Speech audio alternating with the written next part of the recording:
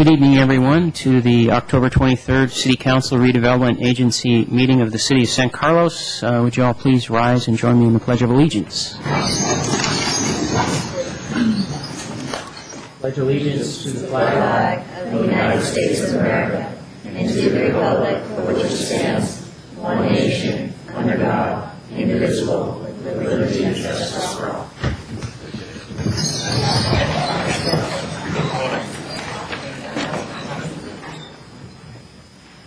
Council did come from closed session with labor negotiations. We took no action and have nothing to report from that. Changes to the order of the agenda. Staff, do you have any recommended changes? We have none. Council? No. No. And I have a speaker card for that item. Pat Bell?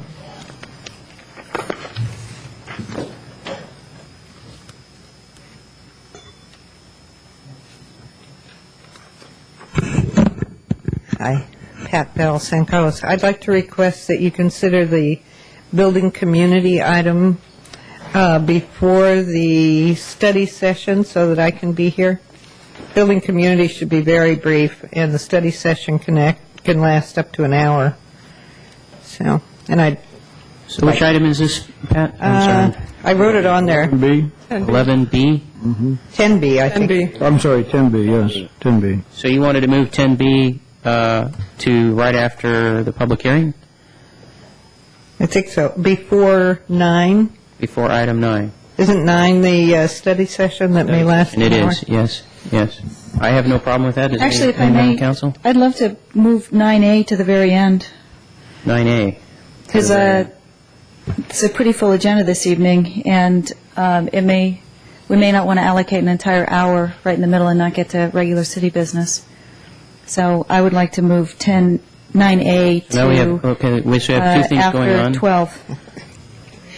Whatever. I'd just like to be here when you talk about the building community. I understand. Okay, so we will move, we'll follow your request, and we will move item 10B to follow the public hearing, which is items 8A and B. And Inga, you would still request that we move the study Yeah, if session we to move the the end? study session till the end, then I think that probably accomplishes both things without actually having to take the unfinished business out of order. I want to, through the chair, ask city manager, I mean, you've prepared for the study session, we have people here, is there any, would you have concerns about that? I don't believe so, no. I think it's just city staff that is planning on being here for the duration of the meeting in any event that would be presenting the study sessions, so I think we're okay with it. Okay, so we will move item 9A to the end of the items 11A through F, because the redevelopment agency we need to keep separate. So we will go through items 11A through F, and then we will hit item 9A. All right. We don't have that happen very often, but there we are. Excuse me. Yes, sir. You want me to repeat what we've done? No, I was just wondering if you could also put it, move item 9 Sorry, After- name and city for the record. after the study, before the study session. I didn't follow that at all, Bob. Maybe we could have the item 12A heard before the study session. No, we cannot, because it's a redevelopment agency hearing. Okay, thanks. And we need to keep that separate. Thank you. Okay, we are going to move on now to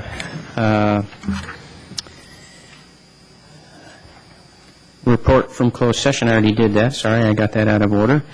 So we will go on to item 4, which is council communications and announcements. Why don't we start down here with Vice Mayor Davids. Nothing to report. Mr. Vasily. I just wanted to say that even though I missed the last meeting, I was able to look at it on the website, so whatever was discussed at the last meeting, I was able to understand and watch this afternoon. Bob, I like it that you do your homework. Thank you very much. Okay, down here. The only thing I wanted to say was I was up in Eaton Park yesterday for a little run, and don't know if you all have been up there recently. They've done the Sierra Club and park staff and whatever, done a bunch of great work on that trail. Certainly more to be done, but a lot of erosion control, and it was a spectacular afternoon. There's families up there, there's wildlife. It was a beautiful day. The park looks great. And I see Director of Parks and Rec Weiss would like to say something. Anyway, the Sierra Club, and I believe you want to talk about that. There's been some great work done in that park. Yeah, it was the Sierra Club in its entirety, led by a gentleman named Tom Morse. They did a great job, and we've gotten compliments on it. And I planned on bringing Tom back to you at a later date, once it's all finalized for some public recognition. They've done a nice job. Yeah. But it's all volunteers. It's a beautiful time of year. I encourage everybody to take a hike up there if you get a chance. It's beautiful. Thanks for recognizing that, Brad. Nothing? And a report? Okay, I had a couple of things to report. One is we did have a group here from our sister city in China, and 17 folks visited our city, and they met for, I think, a couple hours at least. Is that right, Barry? With your staff, with the Parks and Rec Department, and they were here to learn about how we do Parks and Rec, and they're scheduled to go to a number of other cities in the United States as well. So I met them over here one afternoon with Mr. Weiss and the city manager, Mark Weiss, and we had a meeting with them, and then they went upstairs and met with our staff for 2 hours. And I also wanted to note that when they were here, they were so gracious. They brought us some handmade artwork, embroidery pieces, and this new process that one of their artists over there does with colored sand. And they presented those pieces of art to myself and Barry Weiss and to Mark Weiss. But I think we all agreed to offer those gifts that they gave to us personally to the city, because we really felt like those are gifts to the citizens and not to us as personally. So we'll be giving those to the city, and those will be put on display somewhere in City Hall, and we'll probably have some kind of plaque made to identify what they are and how they came to be in our possession. So we really thank those folks for that. And then the last thing I just wanted to report on is Tom and I were at a Lions Club fundraising dinner, the Tri-Tip dinner that happens every year about this time, and it was very nice to see the 4-H club that supported that dinner, served all the meals and so forth and bussed the tables. We have a very healthy 4-H club in this town, and they have their base out there at Eaton Park, and raise a lot of chickens and steer and other sorts of animals, and it's great to see them. So that's the last of my announcements. That brings us next to reports to council from staff.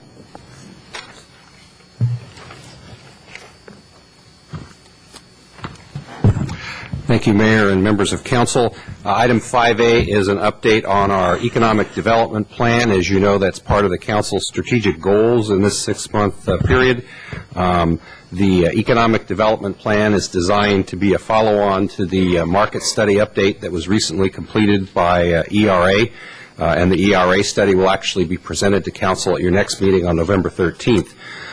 Both the ERA report and the work on the economic development plan were presented to the Economic Development Advisory Commission at their last meeting, and both the chair and the vice chair of EDAC, Connie Barba and Scott Marsters, are in the audience tonight if you'd like to hear from them on that.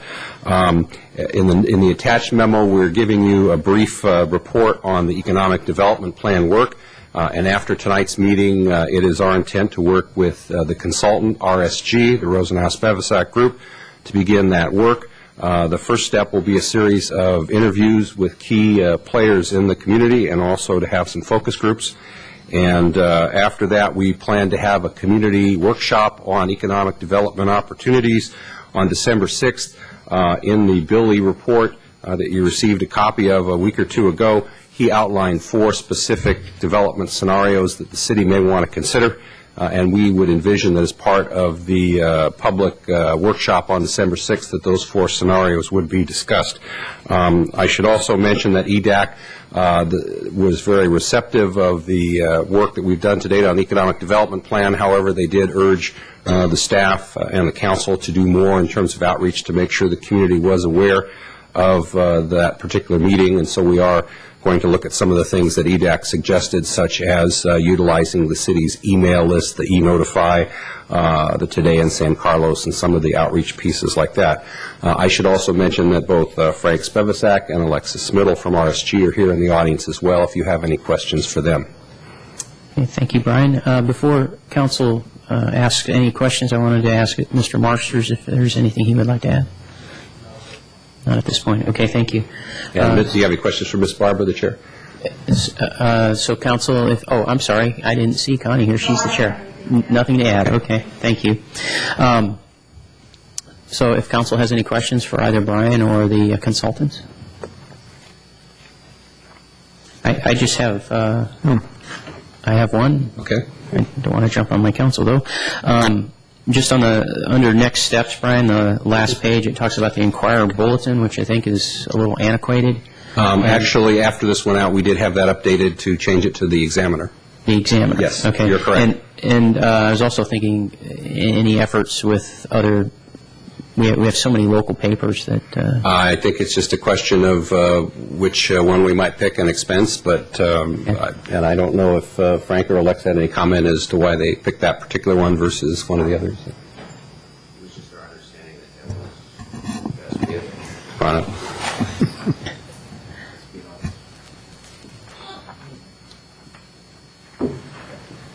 For the record, Frank Spivacek with RSG. At the time when we put this together, that was our understanding of the best vehicle to use, and after staff reviewed it, they corrected us on that. Okay. Does council have any comment on or impression on the papers in town, if this is our best choice, money spent, so forth? Well, I do think we ought to try to hit all the papers. It'd be nice to have something in the Times as well. Certainly the dailies. The distribution is limited to Laurel Street, but a lot of people seem to pick them up or read them at coffee shops and so forth. And then the Inquirer, or the Examiner, is dropped off at some places, so that helps the local distribution. Beyond that, I think, as it says in the memo, the website, are there any all-city mailers going out? Is the Park and Rec guide going out in time for this? Too late. I can't think of anything else. I can't either. Pat Bell, do you want to come to the mic?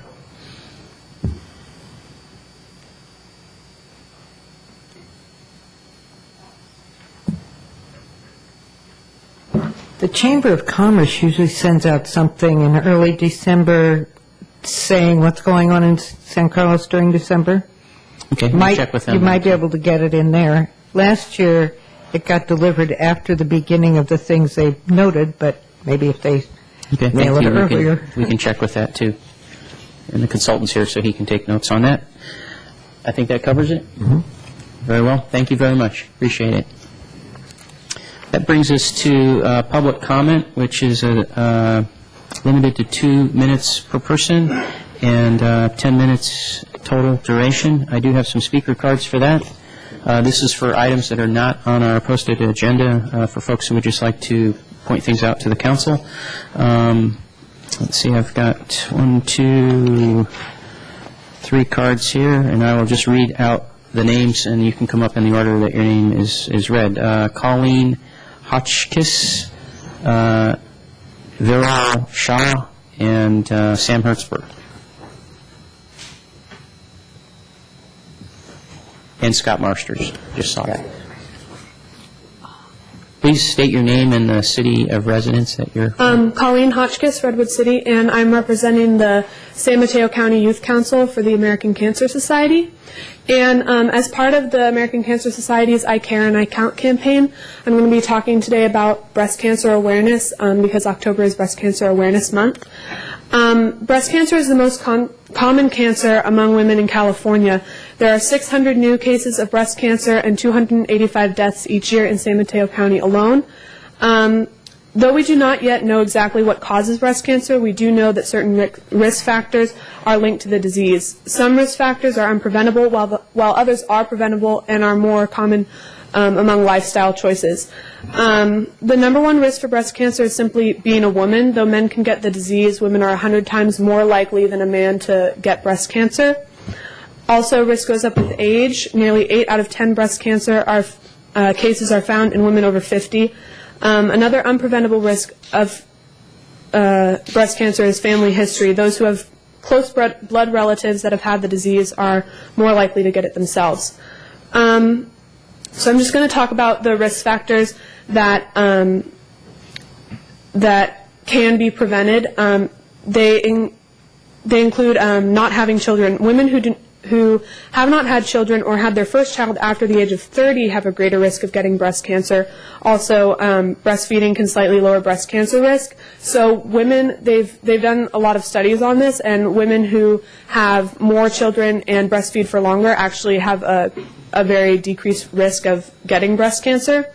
And in terms of lifestyle choices, the consumption of alcohol is linked to breast cancer, and women who drink 2 to 5 alcoholic beverages per day are about 2 times more likely to get breast cancer than women who drink 1 or less.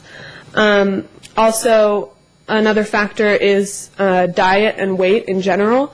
Although studies are a little bit conflicting on the actual causes and the links between diet and breast cancer, being overweight, especially weight gain during adulthood, is linked to the breast cancer actually in older women. Excuse me, how many more points do you have? It's a 2-minute time period. Yeah, I'm sorry. I know. So if you could quickly. So just some statistics and some early prevention methods are mammograms, which should be once every year for women over 40, self-breast exams, which can start as early as the 20s, and clinical breast exams, which are 20s and 30s. And as October is Breast Cancer Awareness Month, I'd like to remind everyone to tell their mothers, grandmothers, sisters, aunts, friends, and loved ones about early detection methods for breast cancer. And it's one of the easiest things you can do to help save lives, and it's our responsibility. So my name is Colleen Hotchkiss again, and I care and I count. Thank you, Colleen.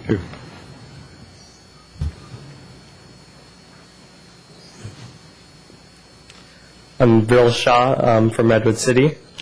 My name is Viral Shah, like I just said, and I'm the chair of the San Mateo County Youth Council for the American Cancer Society. And along with that, I am Sequoia High School's Associated Student Body President.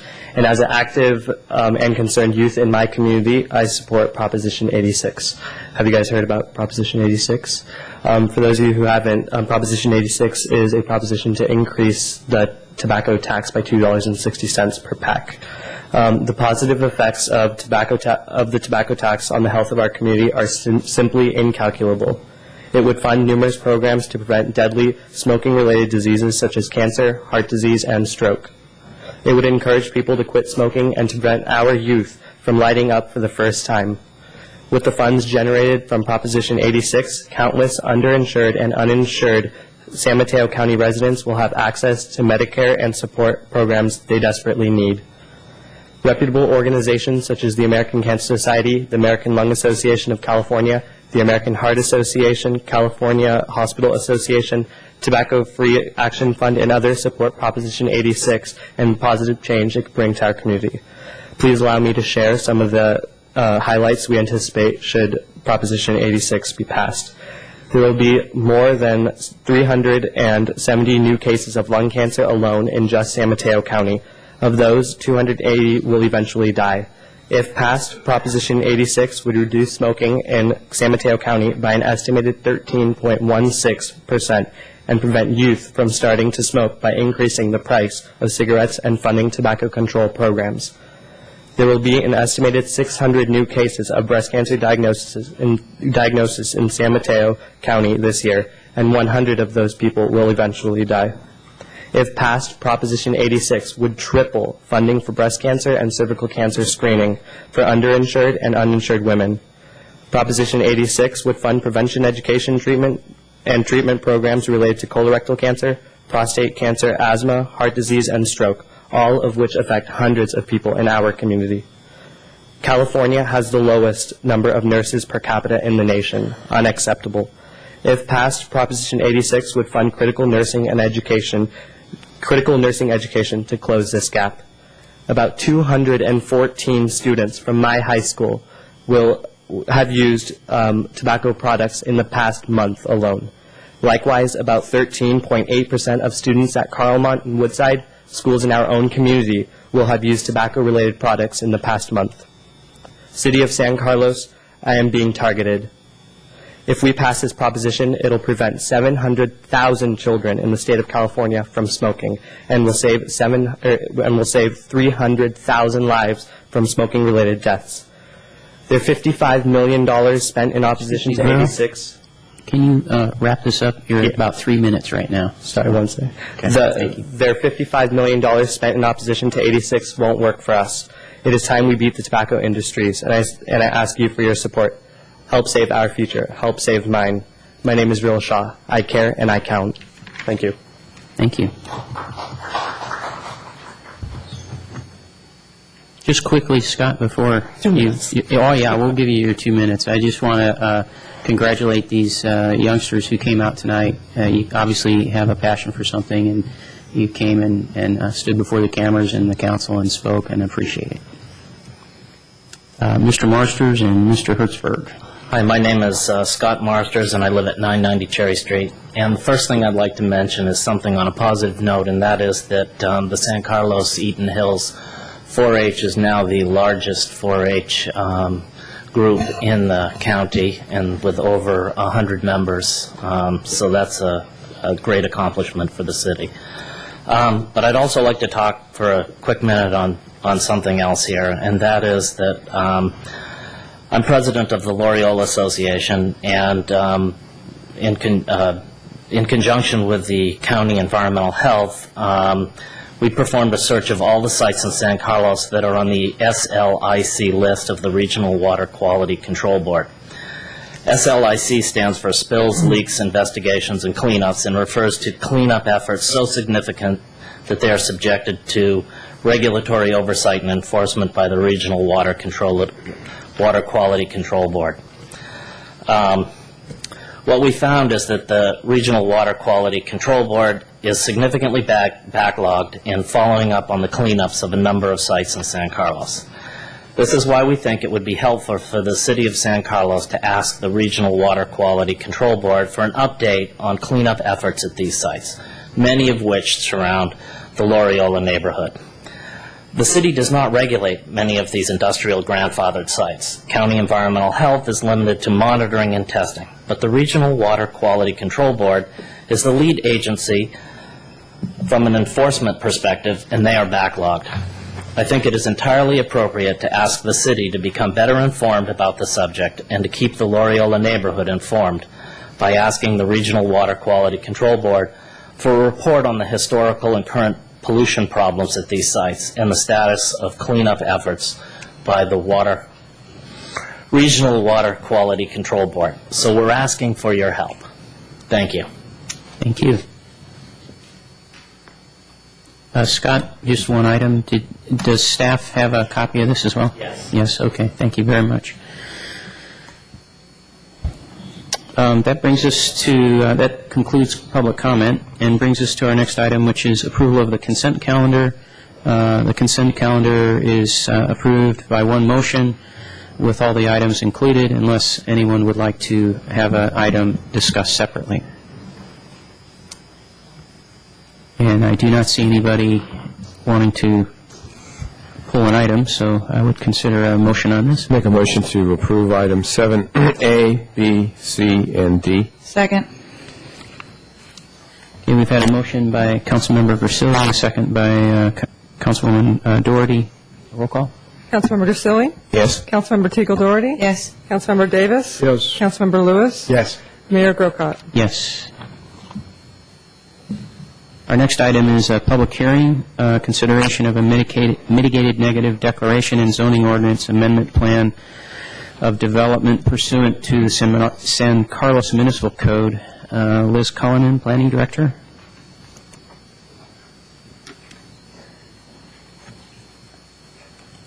We'll be right with you. Well, I'll read the rest of this while you're doing that then. So this is a consideration of a mitigated negative declaration and zoning ordinance amendment plan of development pursuant to San Carlos Municipal Code, Chapters 18.104 and 18.136, to construct a new single-family residence on a vacant lot in the PC, or Planned Community District, at 27 Madera Avenue. The assessor's parcel number is 049374340. Okay, thank you, Mayor Grocott, members of the City Council. My name is Elizabeth Cullinan, Planning Director for the City of San Carlos, and tonight the Council will be considering a request for a zoning ordinance amendment and plan of development, as well as adoption of a mitigated negative declaration in terms of the environmental certification. To get you familiar with the project site, the site is located on the west side of Madera Avenue between Alameda and Vista del Grande. The site is vacant currently and has an approximately 30% slope and is vegetated with grasses, shrubs, and weeds. The project is surrounded by single-family properties on all sides.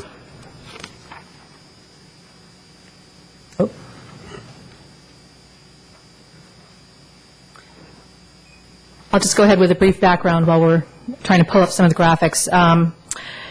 First, on October 6th of 1982, the Council adopted Ordinance Number 918, which established zoning, a planned community zoning for properties at 3 through 49 Madera Avenue. Ordinance 918 was designed to apply to construction of houses on steep slopes.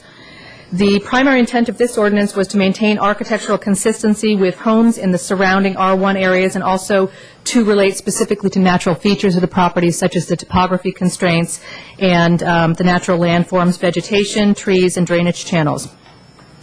Then on August 23rd of 2004, and some of you may have actually reviewed this project either one or more times, the Council reviewed the request of Elmer Lynn for a zoning ordinance amendment. Again, generally these ordinances had a 2-year time period, so they would expire. At this meeting, the Council voted unanimously to introduce the new ordinance. This one was Ordinance Number 1341, and that adopted a plan of development for the site, a renewed plan of development. The ordinance was formally adopted by the Council then on September 13th of 2004, and upon approval and receipt of all the required entitlements to construct the new residence, including the building permit, Mr. Lynn decided not to go through with the project and sold the property. Then in April of 2006, the Planning Department received an application from the new owner that became complete in August of 2006. And the current applicant, Ray Nazad, is proposing to construct a new single-family residence at this site, which would be approximately 3,300 square feet above grade and then 1,600 square feet below grade, for a total of 4,900 square feet. The application for the new residence would require an ordinance amendment, as the others did, design review, environmental review, and grading and dirt haul. The Planning Commission has already acted on the grading and dirt haul and design review, so the only items before you this evening are the draft mitigated negative declaration, or the environmental document, and the zoning ordinance amendment.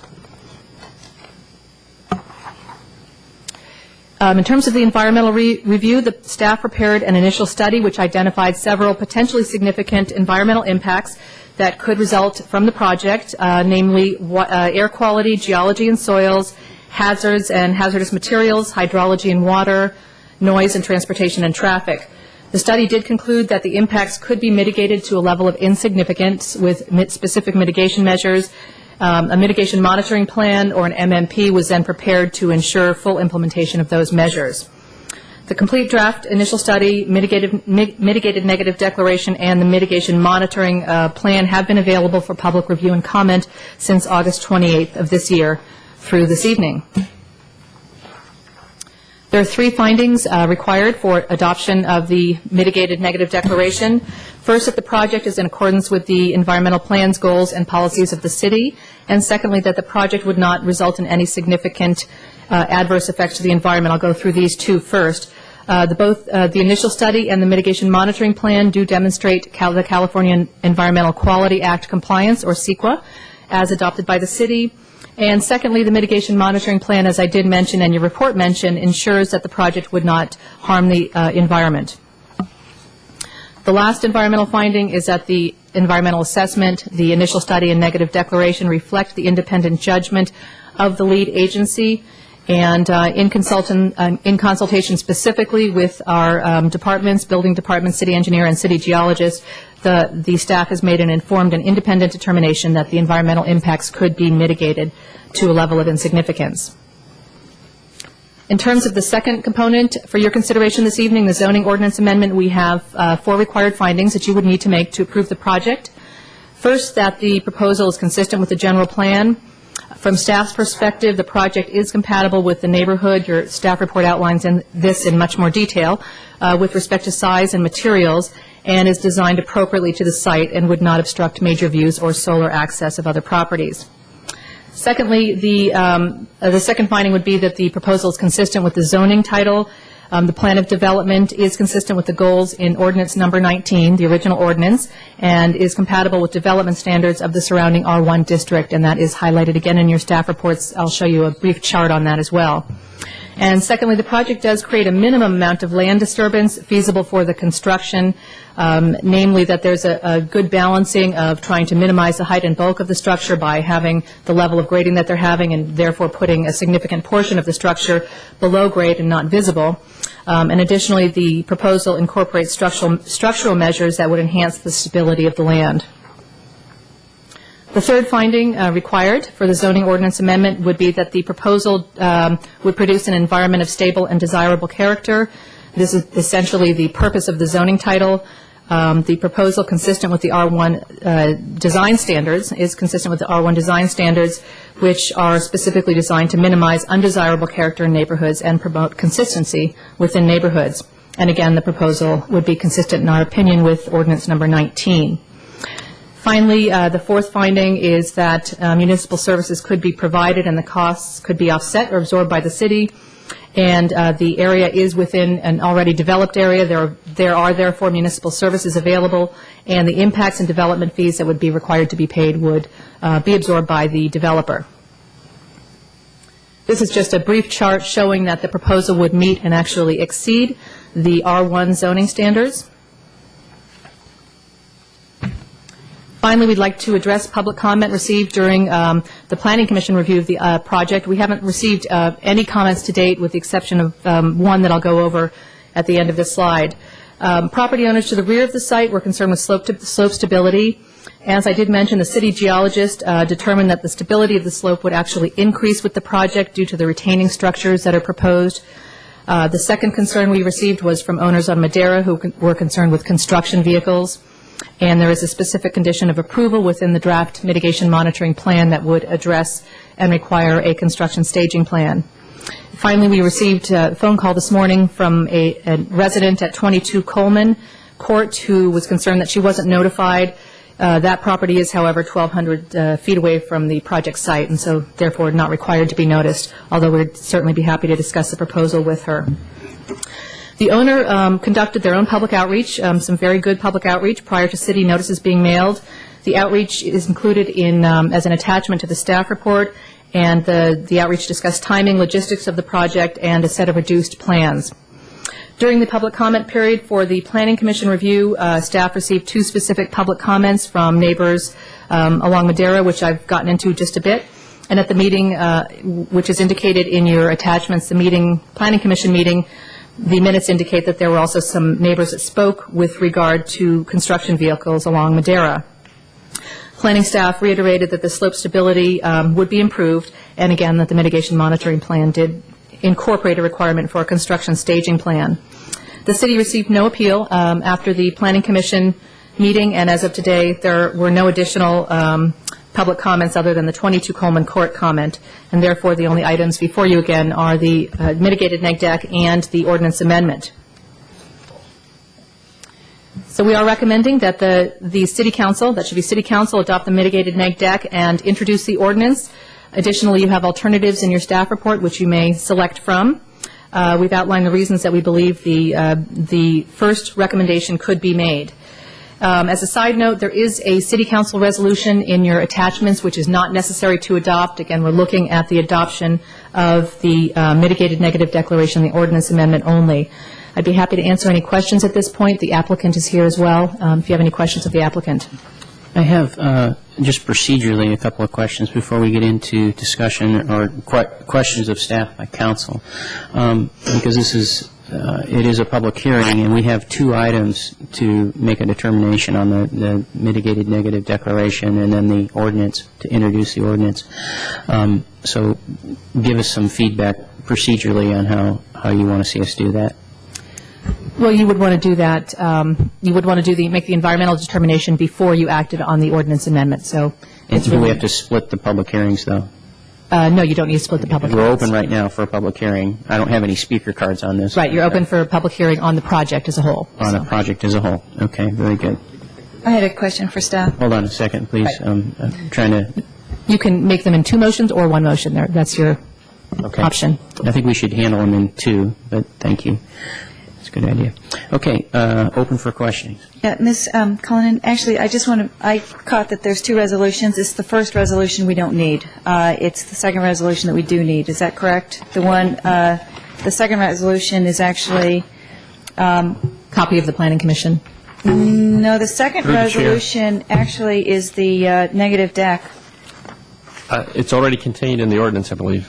All the findings that are in the resolution are in the ordinance. So the first resolution actually is for the adoption of the zoning ordinance amendment.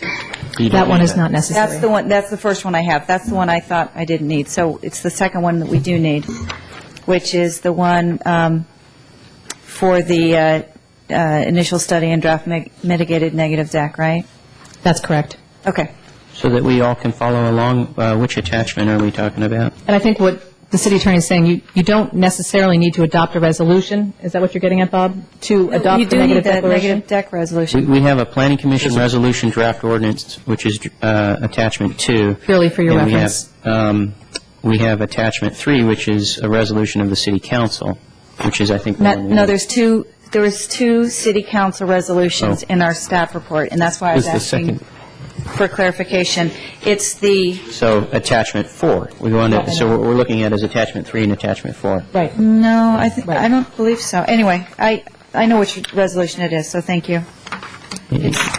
Well, Not this one. Councilwoman, I want you know, everyone- but the rest of us have I gotten want really everyone to be able to confused. follow along, so that's why I'm trying Someone to... please just guide us through this, what page to tear out and what page not to tear out. My recommendation would be to tear out the two city council resolutions, the Planning Commission resolution. What pages are those, please? Those would be attachments. Okay, what attachments are those, please? Attachments 2 and 3. Tear them out. Thank you. Tear them out and simply make a motion after you approve the environmental document, the mitigated negative declaration, if that's what you're going to do, then you would simply adopt the resolution which has the required findings. So 2 and 3 we do not need. Yes. Should we do like Wouldn't Dave hurt you Letterman to and adopt just, them, but it's you know... not necessary. Okay, those are not necessary. We have draft ordinance attachment 4, that is necessary. That is. Okay. Just for clarification, is that, so we don't need the resolution for the mitigated negative deck? So we don't need either resolution? Is that what I'm You hearing? don't need either resolution. Well, Liz? No, it's not. Yeah. Nika has it right. I'm going to let Bob take it. Bob, would you please clarify all this Sure. for us up here? I think I confused Jump those in. two. The, I'll call it, is it the second resolution? It's just in front of what says attachment 7. Seems to be a resolution strictly addressing the mitigated neg deck. So that would be a proper resolution to adopt, to act on. And then the ordinance deals strictly with the zoning, so that would be the second action. You wanted to break it into two actions, so these would be the two actions. It's Which a is bit then confusing attachment because 4. the attachment 4 is actually the right resolution, I believe, and attachment 2 is the wrong resolution. That's correct. Attachment 4 is correct. It's not a resolution, it's an ordinance, attachment 4. Attachment 2 is a resolution that is not necessary. Attachment 7. Right. If they'd like to use that, they may. The city attorney is advising that you use attachment 7. You eliminate attachment 2 I think. only. And use attachments 4 and 7. Correct. Correct, okay. Okay, so have a question regarding the development. Yes. We did go through this in '04. Is the footprint roughly the same as it was back then? Do you know it's within, fairly much the same? It is roughly the same. The height is roughly the same. The visible square footage is roughly the same. There's about a 300 square foot difference in terms of the above grade difference. I'm just going to check and see if I have details on the actual setbacks, but in terms of the footprint. And the other question I had was regarding the dirt hall, and I know this is going to be a part of the approval process, but I presume there won't be any dirt hauled until in the next year after the rains clear. We wouldn't allow this during the winter, I don't think, would we? That's correct. And as far as moving up and down Madera, which is a steep street that goes to the heavens, will you back up and then pull it down at Alameda, do you suppose, or is there a way out, Parviz, that could complete a loop? Is the empty trucks will back up from Alameda to the site, and loaded trucks will get on Alameda and take Burton to one. Right. Okay. All right. Good. Thank you. So footprint's about the same? I don't have the exact information, but I believe that it is. It's fairly close, We're Right. not adding a much denser property than we had approved before. Yes, right, exactly. Can we hear what he said, please? Randy Royce, who's the chair of the EDCC and on the Planning Commission, noted that the garage is much bigger in this particular case. That was something that was looked upon favorably by the Planning Commission. It's actually a three-car garage. So, I'm sorry, four. Thank you. Okay. And All right. Thank you. Thank you. As for the supervision of the construction staging plan, can you just walk me through how we supervise that? It's obviously a sensitive issue with the neighbors and so forth. Right. So once it's set up, do we go and approve that staging site, or do we, can you just help me through that? It's actually would be approved at a staff level, how we envision it, and that would be something that the Public Works Department and the Police Department would take a look at, and that would be enforced by, it could be enforced by the Public Works Department, the Building Department, and/or the Police Department if there were issues over the weekend. So there's a formal step of taking a look at the construction plan and making sure that they stay to that specification. Exactly, and I believe the timing is before the building permit is issued, so. Great. May I comment on that just quickly? Liz, I would also ask that the fire chief be given a look at that as well, because we don't want construction equipment impeding safety equipment, police or fire. That's a good point on that street. Other questions? Bob? No? Liz, I had a question regarding the setbacks and the height. I'll wait for you to finish taking your notes. It appears as though what we're trying to do, even though it's a planned community, is in fact, correct me if I'm wrong, we're almost inclined to follow our R1 zoning ordinances because of the welfare, life, and safety aspects, right, in our general plan and so forth. And I noticed the chart that you referenced earlier and that you gave us, which is on page 8, says that the grade before construction is 22 feet 6 inches, so from the original grade, but after construction it's 25 feet 6 inches from the finished grade. Which of those two would apply normally when you then apply the setbacks relative to that? The latter, finished grade. Finished grade? Okay, so if we look at that and we look at our R1 zoning ordinance, it's it starts out at 5 feet from 0 to 19 feet tall, I believe, and then you get from 20 to the next, and it goes to 7. And when you get 25 feet and over, then it's 9 feet. And this is at 7 feet. So it is not, as I look at that, it doesn't look like it's in compliance with what our R1 zoning ordinance is. The proposal is not to exceed 25 feet, as defined by the zoning code. So they would, that's why we're looking at the 7-foot side setbacks. But it says here on the chart that it's 25 feet 6 inches is the proposed. So Oh, I see what you're saying, right. So if it actually is over 25 feet, then the 9-foot side yard setback. That's correct, applies. unless the council were to approve differently, but that's not, let me see if our project planner has a little more detail on that. Okay. But certainly, that's something we could specify. As we're reviewing the plans, we would look at that and say you can't go over 25 feet in height. Okay. But you could clarify that in the ordinance amendment if you wished. So is somebody from staff going to comment on that? I'm not sure that we have any additional information. So what we would do, in order to have the 7 feet, I would agree with you that we'd want to keep it at a minimum consistent with the R1 standard, is to condition it, if that's a concern. We would do that anyhow during the plan check process, but if you want to condition it, you want that level of assurance that it not exceed 25 feet in height, you could put that into the ordinance. Or can we, it's a nice, I'm trying to create problems here for the applicant, because I think it is a nice looking design, and, and from original grade, it's only at 22.5, which would allow for the 7 foot. Actually, it's over. The 7 feet is more than is necessary if you look at the original grade. Let me just bring your attention to, in the development standards of the ordinance, which is attachment 4, if you look at the third one. This is 918, the original ordinance? No, this is actually the new ordinance proposed, attachment 4. Okay. And you look at the development standards number 3, we do have a specific condition as drafted. The applicant hasn't expressed concern about jeopardizing the integrity of the existing design in terms of complying with that for their working drawings. So it's the second page of attachment 4. And it was hard, I'm going blind as I get older. I couldn't tell from looking at these miniaturized drawings exactly what height they were at. So I was just relying on the chart. And that's correct. That's what we have as working drawings now. I mean, I'm sorry, not working drawings, but design drawings. And what do they show?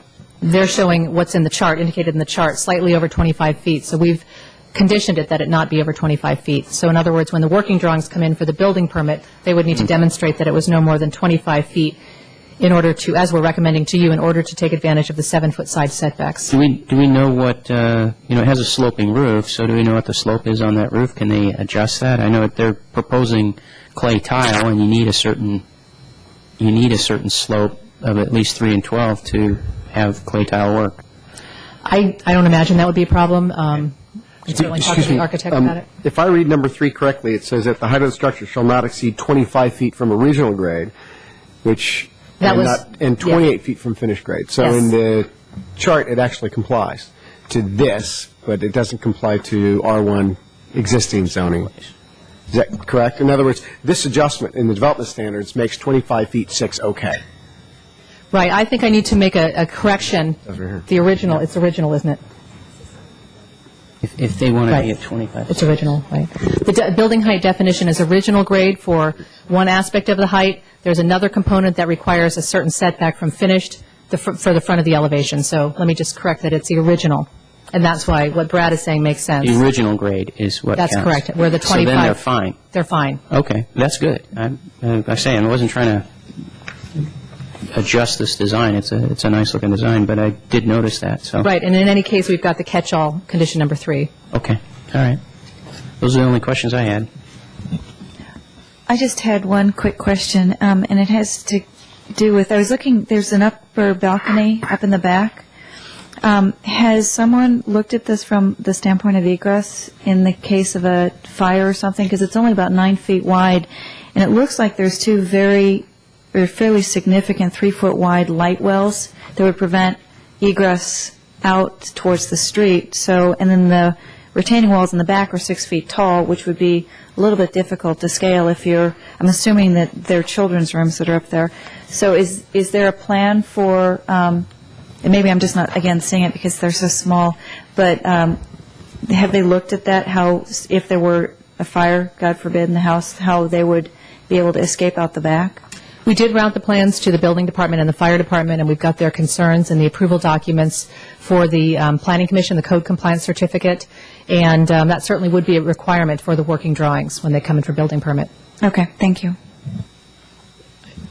Since there was a question asked regarding building issues, I don't think that's necessarily what we're looking at tonight with the negative deck or the ordinance. However, I just wanted to point out that when you look at the basement plan, the garage, four-car garage, and there's a bathroom down there and so forth, just to note, we could end up in the same situation we were with an earlier set of drawings that were brought to us on appeal, where HVAC was introduced to a basement area, and we ran into the issue of finished basement, and is it livable space? Does Jack approve it? Does he not approve it? And so forth.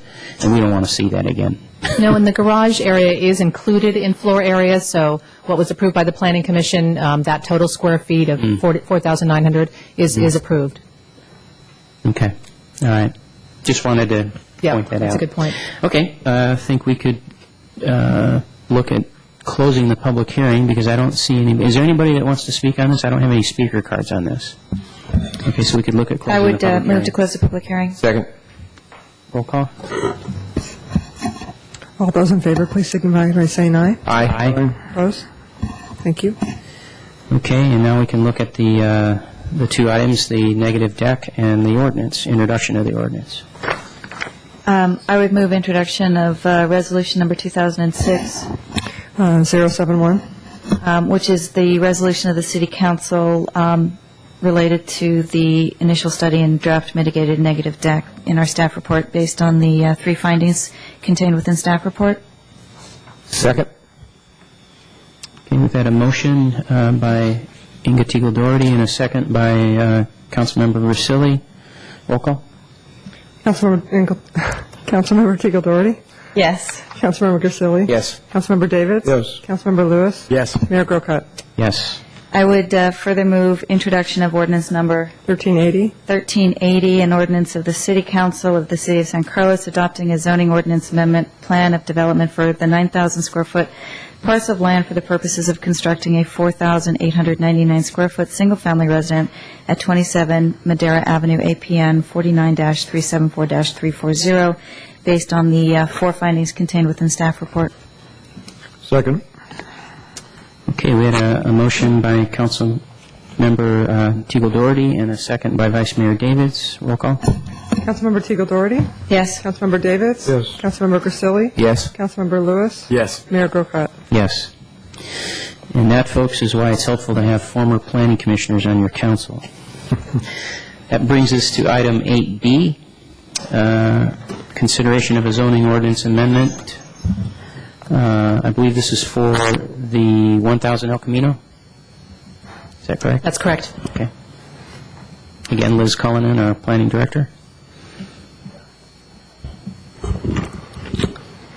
Okay, thank you, Mayor Grocott.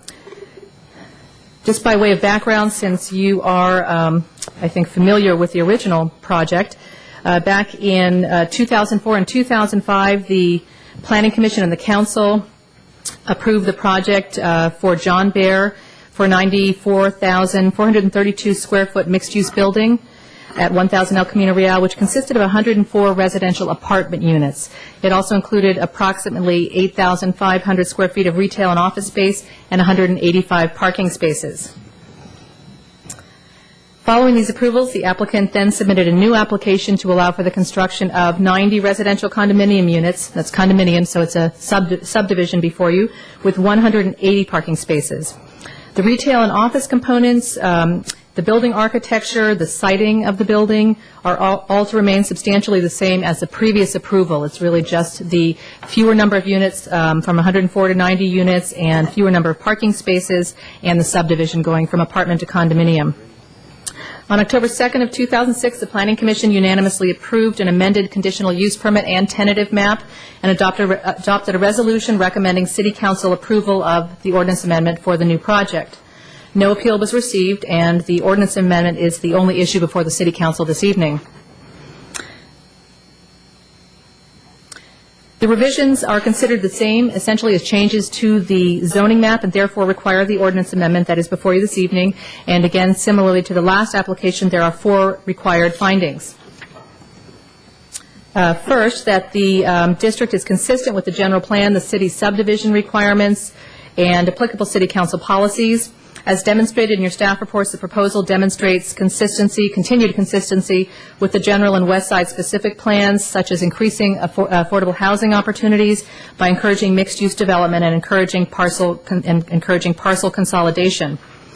The reduced number of dwelling units allows the current proposal to be at 72 dwelling units per acre, which, unlike the prior proposal, is within the acceptable range, which is between 40 and 80 units per acre within the El Camino Real area. This also removes, then, the request for a density bonus. The applicant proposes a similar below-market rate plan as previously reviewed and approved, which would then increase the percentage of affordable units to 19%.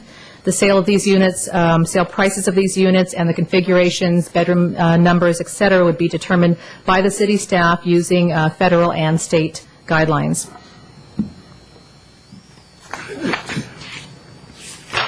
In terms of the second ordinance amendment finding, which is that the proposal is consistent with the purposes of the zoning title, since there are no assumed substantive changes to the building exterior, the layout, the facade, the height, the parking, nor the retail or office components from the originally approved project, staff believes that these findings can continue to be made.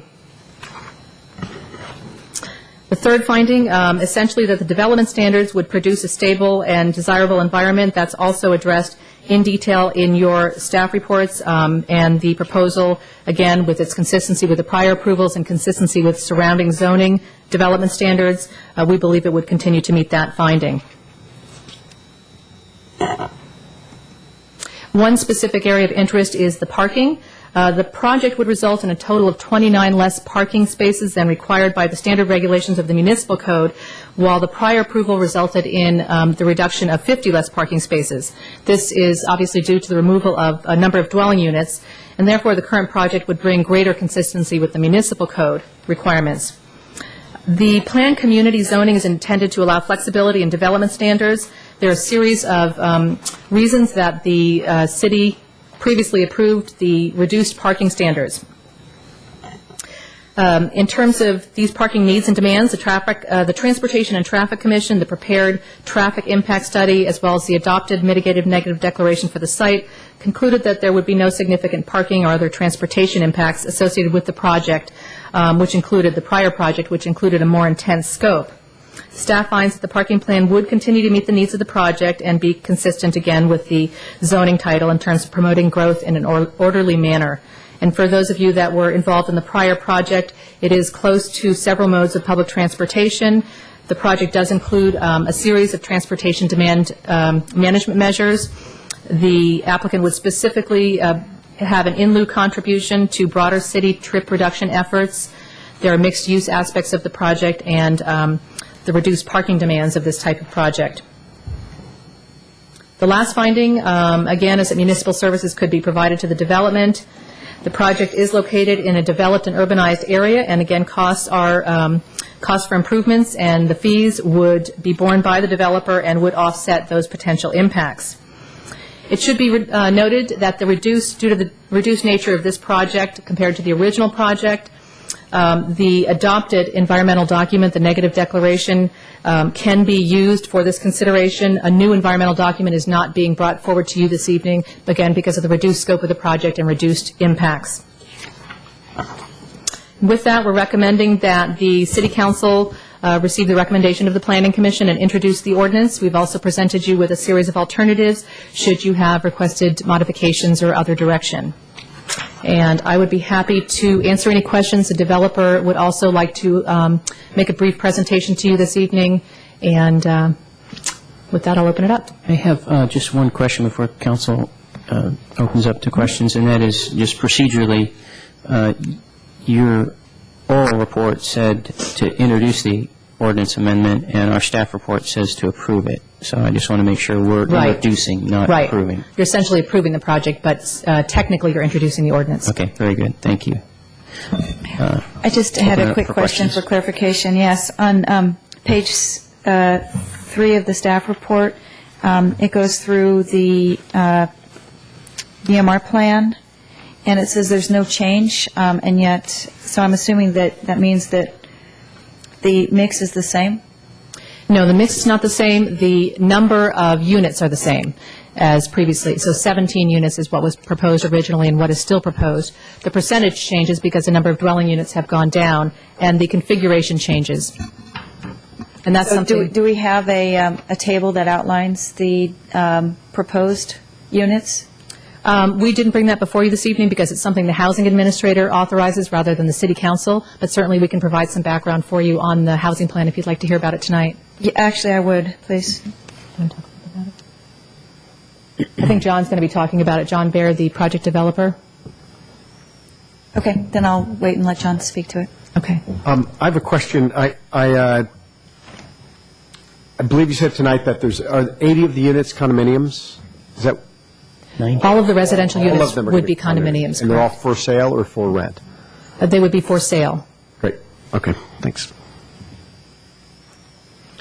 The retail, will that be a part of the condo map, or will that be a rental? I believe that's intended to be part of the condo map. Okay. Developer is nodding. And then just a question regarding the 573 square foot addition, since we've lived with this project for so long. Can you kind of describe what that means? It's at the corner, but the corner is still in place, I presume. Is it additional height, or how do the 500 square feet get allocated to the southeast corner? Let the project manager speak on that detail. Thank you, Stephanie Bertolo Davis, Associate Planner.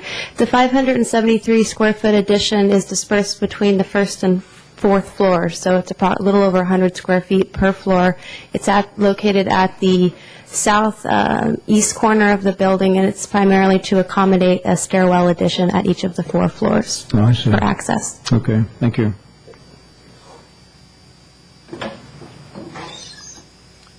May I follow-up question on that? So that doesn't impact the, at the ground floor with the openness of the corners and the size of the sidewalk and so forth? Yeah, actually, let me flip to one of your attachments, which includes a site plan of the first floor, and then I can point out where that 573 square foot addition is. Attachment 5, which is the proposed amended development plan with the date of April 1st, 2006. The first plan, if you look on the bottom right-hand corner, it's called Example 05. You can see with the dashed line there at that southwest corner, the area of the 573 square foot addition. The different hash lines indicate the previously approved site plan compared to what is proposed under the current application. Thank you. That's very clear. You see that, Tom? Mm-hmm. Okay. Thank you. Okay. I just had one question, Liz, and that is, do we have anything, any language or guidelines in our general plan or otherwise that address rent versus own in terms of our housing stock? We do. We have some guidelines. Well, they're not guidelines, really. They're just data about the percentage of rental and ownership amongst condominium units. So I don't believe there are any specific policies or preferences on that topic, but it's certainly a mix is what we're trying to achieve in terms of providing affordable housing. But there's nothing specifically that we have to follow? I don't believe so. Okay, very good. Thank you. Would John Bair like to come up and speak then?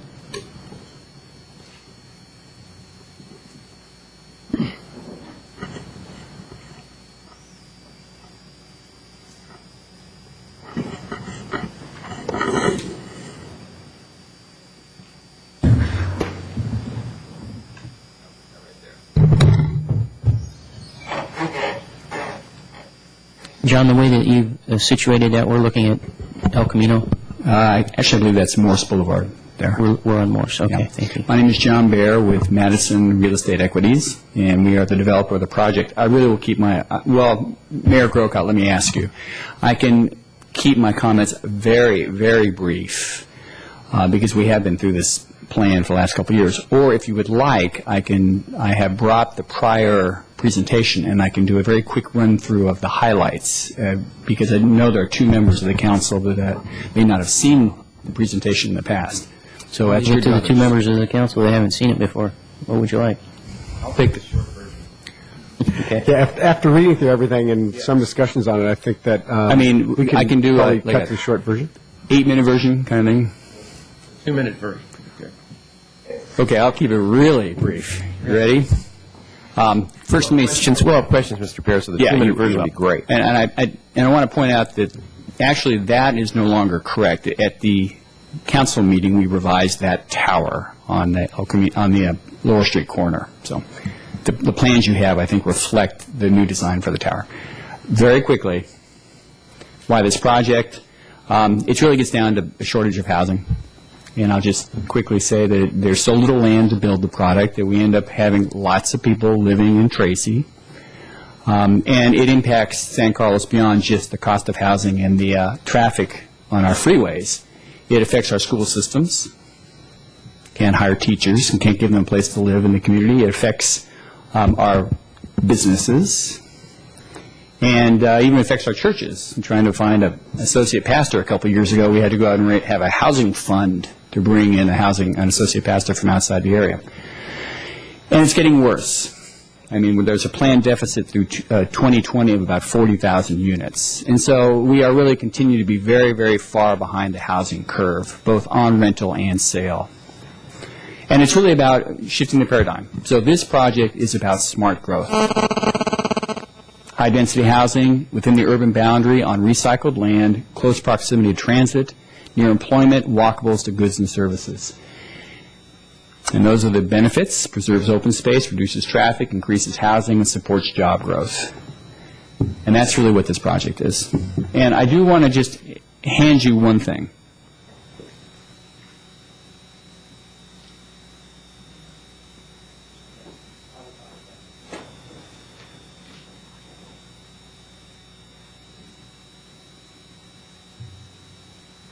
And then I think I have maybe one more minute. This project had over 100 endorsements. It had endorsements from virtually every environmental advocacy group, including Sierra Club, Greenbelt, Urban Ecology. It had business groups supporting it, Sierra Club, Greenbelt Alliance, Silicon, et cetera. And it had about 75 local citizens, merchants, and property owners. So I'm just going to hand this to you all.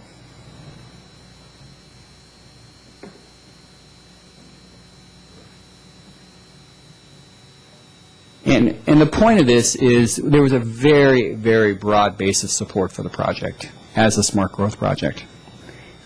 So we took that parcel of land that had essentially five different parcels, merged them all, and we knocked down Sal's old restaurant. And the intent is to create the 90 units. And really, I'll stop there and answer a couple specific questions. It is a classic mixed-use project, so there is going to be the residential units above, and there will be the Commercial Owners Association. So to answer your question, Councilman Davis, it is a separate entity than the residential project. And then in terms of the affordability, Councilperson Doherty, we are maintaining the same number of units, 17. But it has to be reconfigured based on the shift in the mix. And so the mix will now represent the new mix in the project, which is there are fewer studios and there are more 2- and 3-bedrooms. And so that's been the primary change. The levels of affordability are the same. It's really just a shift in a mix to accommodate the new mix in the project. So let me ask a follow-up question to that, because I was going through the numbers here really quick. Under the prior project, you had 104 units, and based on the split that you had at that time, that represented what I would call 151 bedrooms, based on 1-bedroom, 2-bedroom, and studios. Under this new proposal of 90 total units, you actually have 266 bedrooms. I'm not sure, but I think if you look at the Yeah, if I look, and I'm doing the math here. Yeah. And so I would really like to see a breakdown of how that affordability, that 17 units, applies across in terms of total number of what I would consider bedrooms, so that it's not just we're having 17 of the junior 1-bedroom and 1-bedrooms then become affordable units. I agree completely. And I I don't actually have the numbers here, but the requirement from your prior housing manager was that those 17 units had to be allocated according to the new mix of the project. And so that's what we complied with. And one thing I'd like to point out about affordability in terms of for sale versus rental, and this is a very important point. Affordability on rental project, there is some benefit difference between the market rents and the affordable rents. There's really very little benefit at moderate. There's a teeny bit of benefit at lows, and there's some benefit at very low. This is very different on the for sale side. The difference between the asking price at market for all of that market rate product and the price you can charge for affordable, the gap is really quite astounding. I mean, to give you an example, I think the maximum we can sell a two-bedroom unit as a low unit is something like $250,000, and that would be a $600,000 unit in the marketplace. There is a significant bang for the buck on for sale affordability, but I don't have the precise numbers here on the mix. Okay. Maybe I can just ask a follow-up question to staff. I don't understand if they've got now 266 units, how their parking requirement has actually dropped when there's actually 266 bedrooms. 266 bedrooms is the number I came up with. That actually sounds like an enormous number of bedrooms to me, because that would suggest almost 3 bedrooms per unit, and I don't. We have 90 units. Well, then maybe I'm. I think we have 161 bedrooms. I mean, I have the number. It's 166, not 266. I added an extra one, but it's a higher number of bedrooms, and yet the parking requirement has dropped. So I'd be curious to know, kind of how. And actually, I think that we had more bedrooms under the other scenario. Maybe not. I'd have to redo the math. But the project is parked effectively at 180 spaces for 90 units. That is 2 parking spaces per full sale unit. And then we are providing some shared parking between the residential component and the commercial component during the daytime hours. Okay.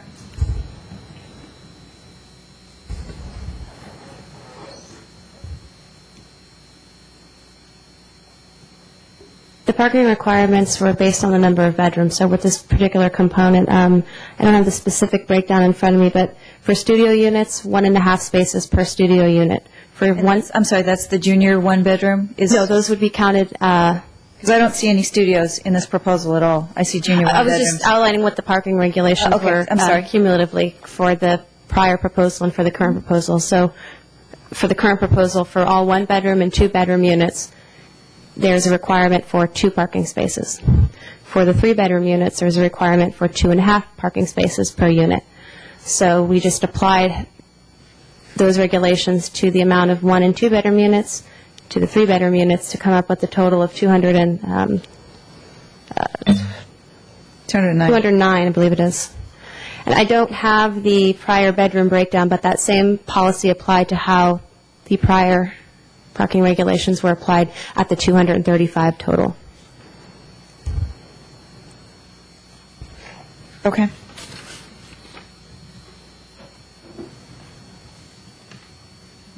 Councilwoman, are you finished with your questions, or? Well, this open question about how the below market rate units are applied across the project, I still have some questions about that. And let me clarify, a studio and a junior 1-bedroom are the same thing. We just define them as a junior 1-bedroom. It's a marketing term. A little bit.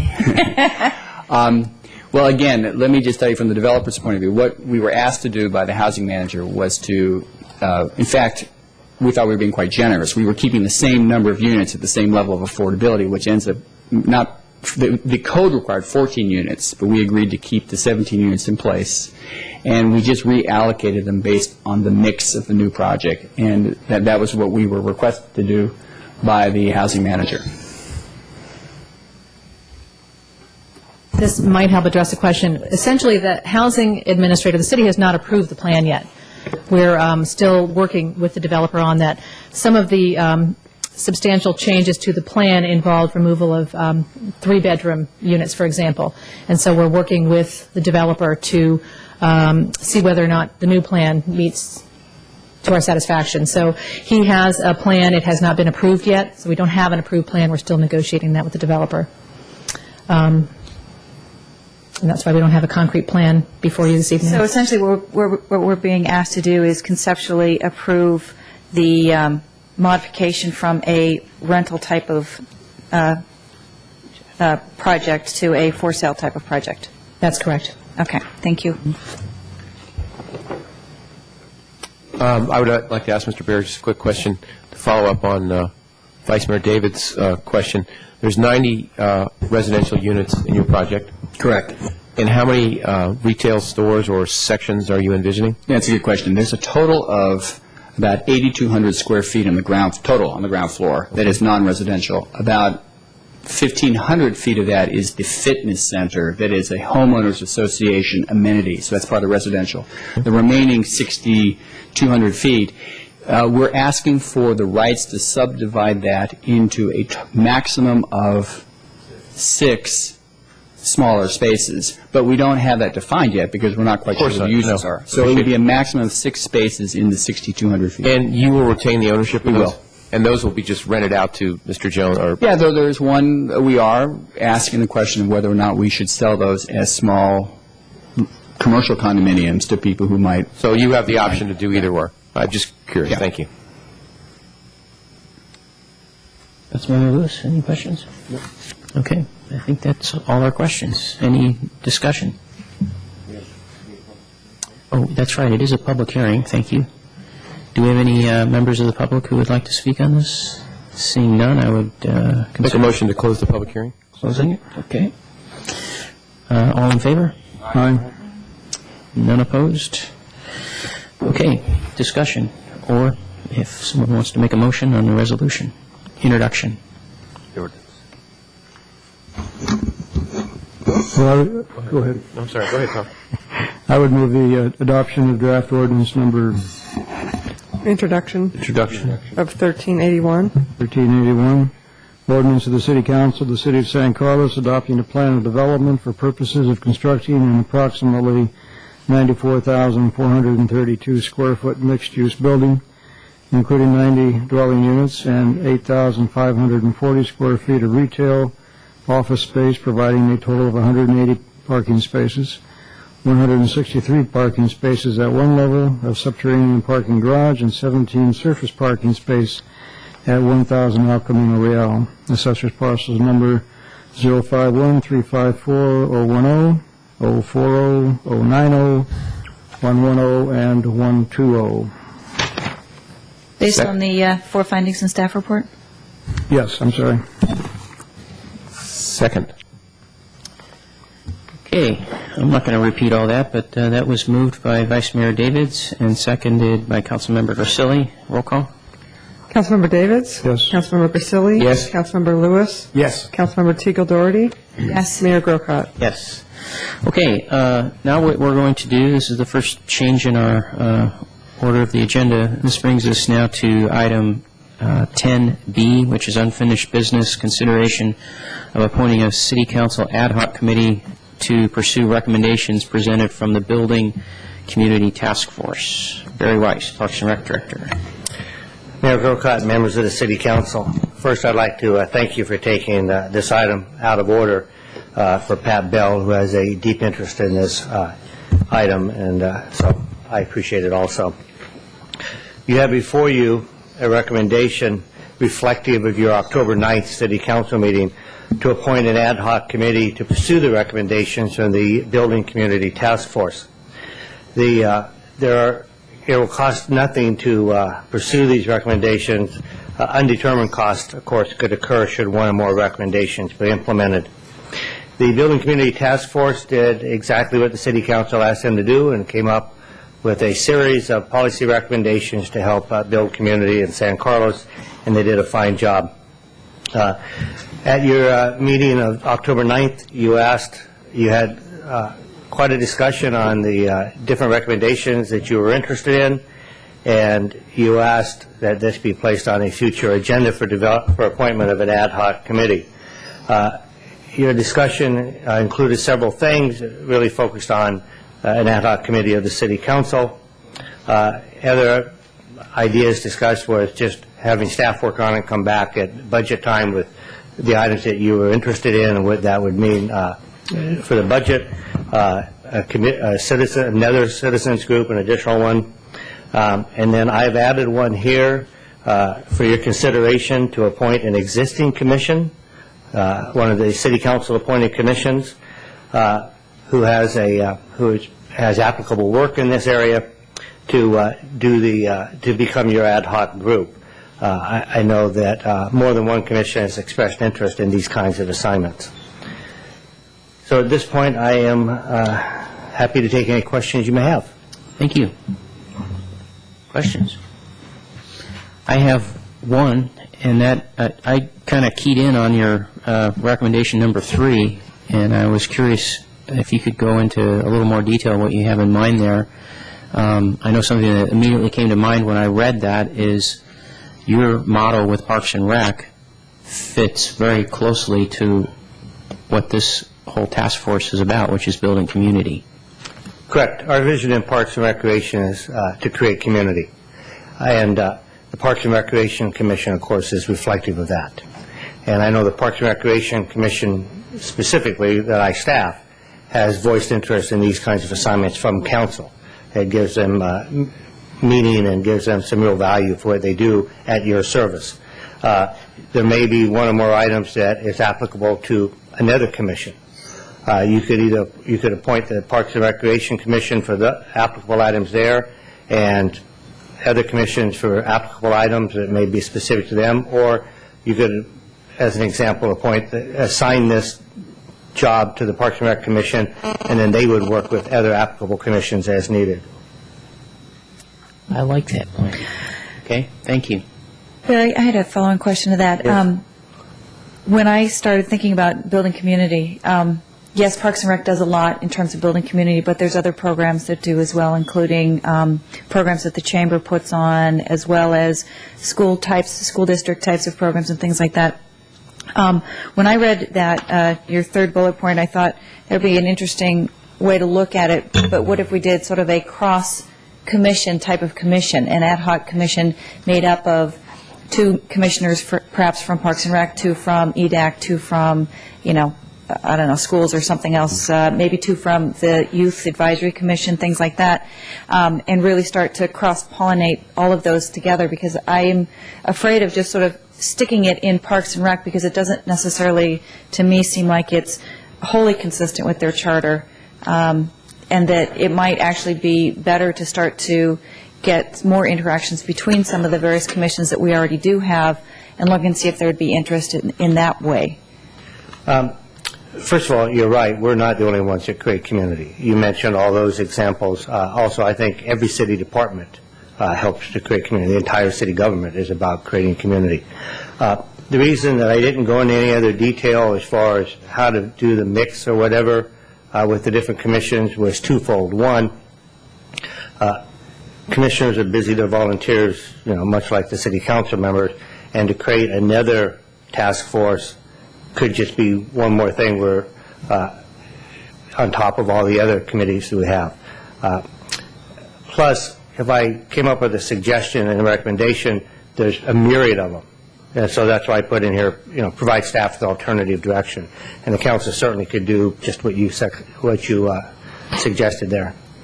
Barry, do you recall what the Quality of Life Subcommittee, what they were comprised of in terms of, I know there were some members on that from the community as well as commissioners, it seemed to me as well. That was former Mayor Sylvia Nelson's initiative.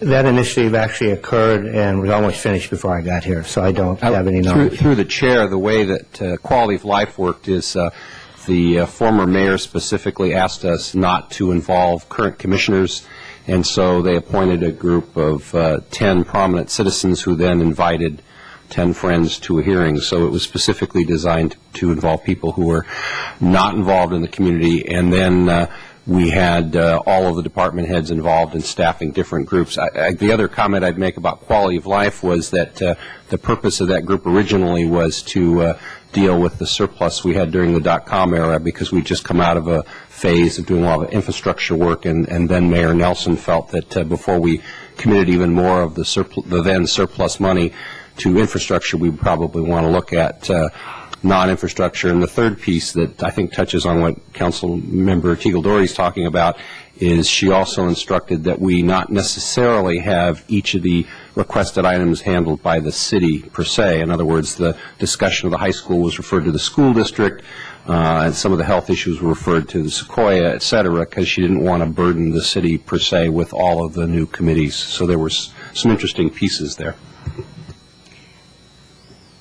Brian, since you sort of lived through that, do you have any recommendation whether, given today's budget constraints and staff time constraints and things like that, whether we do sort of it sounds like a City of Good Living light version, and sort of task one of our commissioners or one of our commissions with doing it, or whether it makes sense to create an ad hoc committee that might actually bring some additional resources. My sense is, having read the city manager's rather exhaustive list of committees and commissions and ad hoc groups, I think we're a little overwhelmed at this point. I'm kind of intrigued with Barry's idea of referring it to an existing group like Park and Rec. While it's not necessarily their traditional role, I'm reflecting on, during quality of life, many of the department heads were staffing committees that weren't necessarily their traditional role either. So it seems to me, in that vein, that this might be an interesting way of both getting one of council appointees to look at some of these issues and also not increase the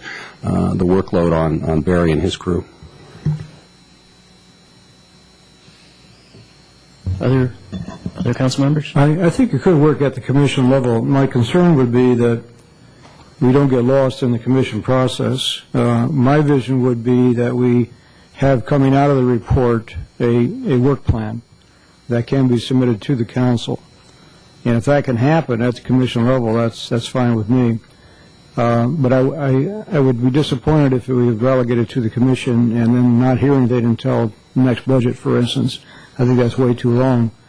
And I do think there's a lot, even those recommendations, they can be implemented rather quickly. So I'd like to see it move. I'd like to see a work plan come out of it, no matter who, regardless of who reviews it, and have a report come back to council that they can consider well ahead of the next budget cycle. Through the chair, could we take public comment and then have discussion? Because I'd love to sort of pick up on some of the points, but I just don't have any specific questions anymore from staff. And I think I've got two. Do I see two people that want to speak on this? Tom, do you want to speak on this? I think Barry said what I wanted to say. Okay, very well. Pat?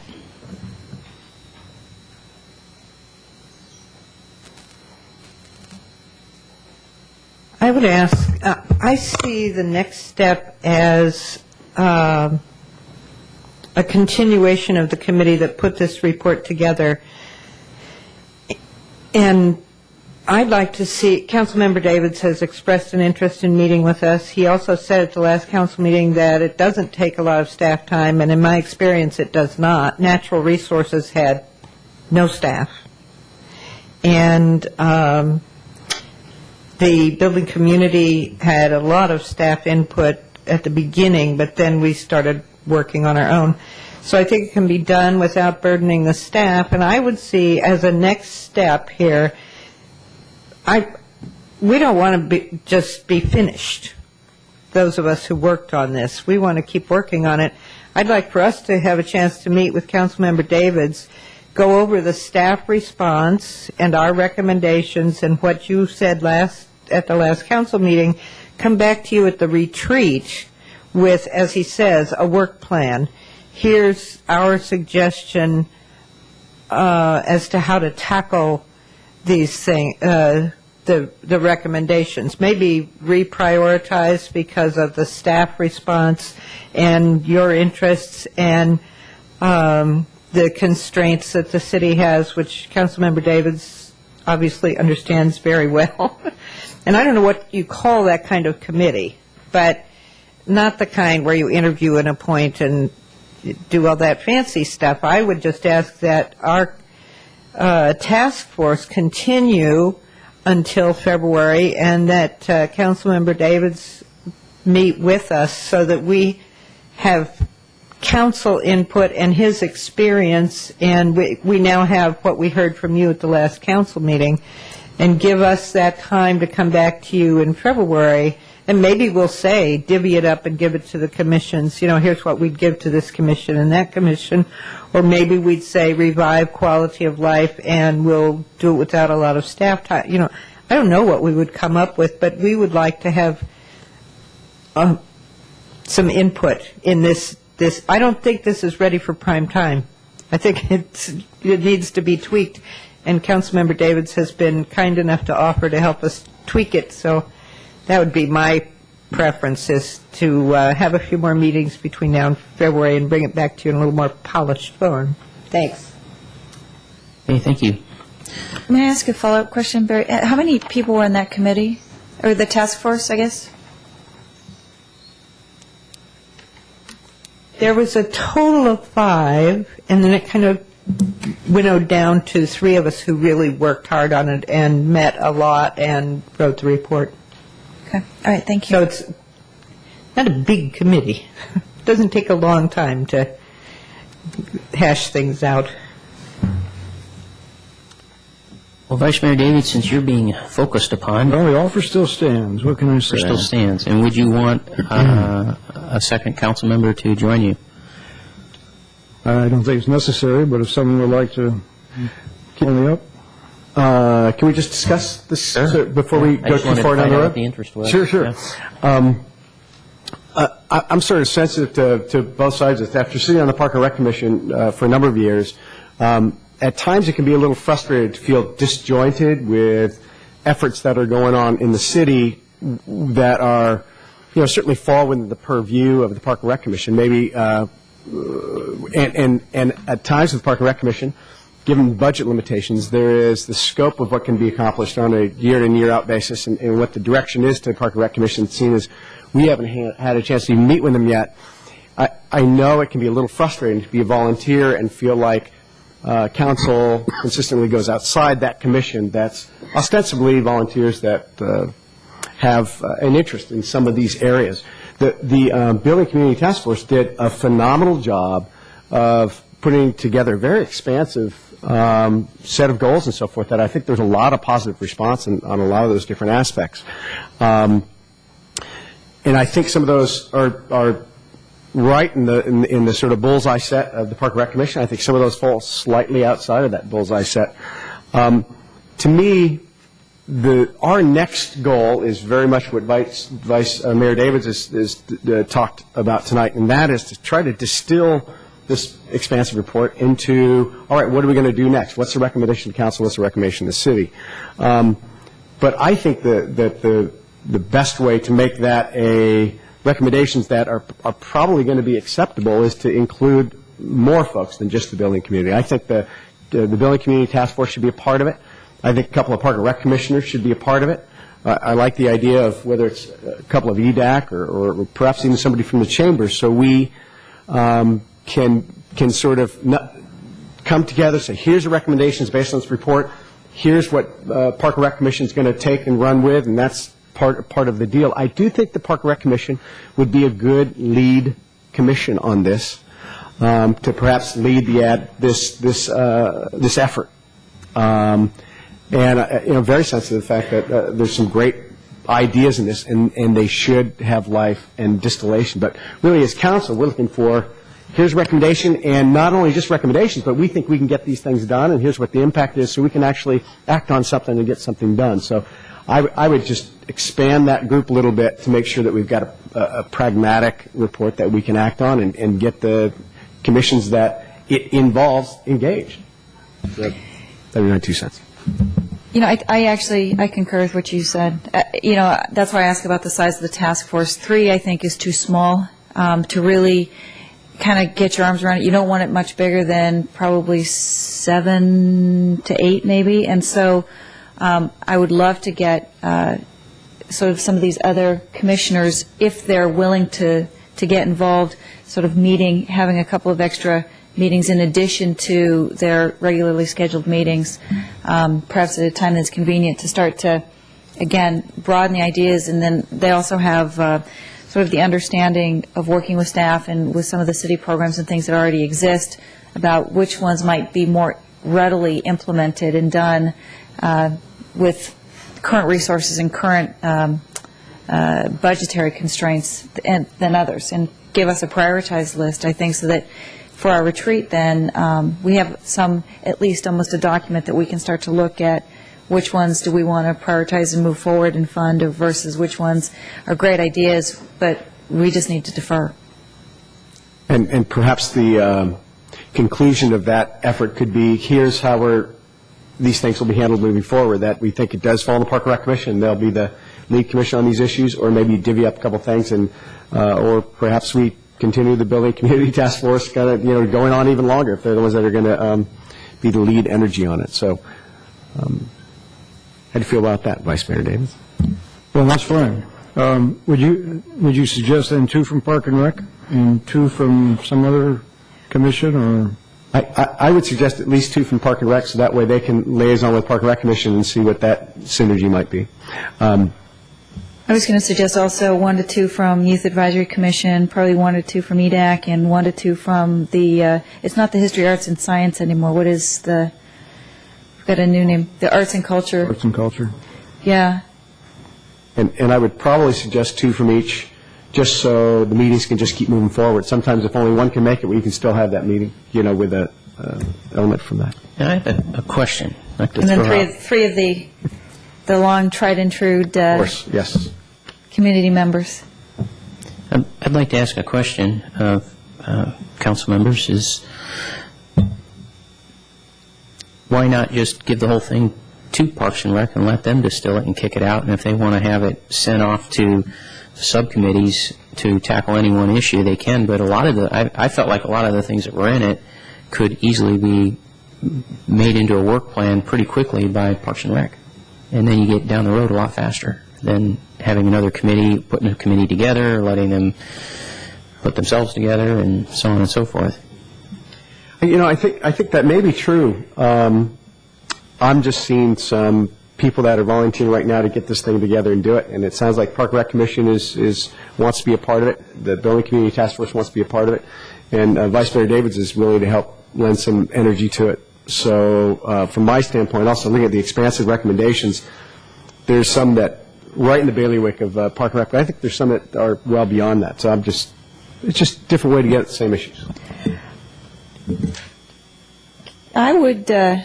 I'd love to just sort of hand this to Tom and let him put it together, let staff ask their commissioners if there's interest in participating, and not to make it too complex and not to make it too structured or too formal, but it's certainly not, Tom,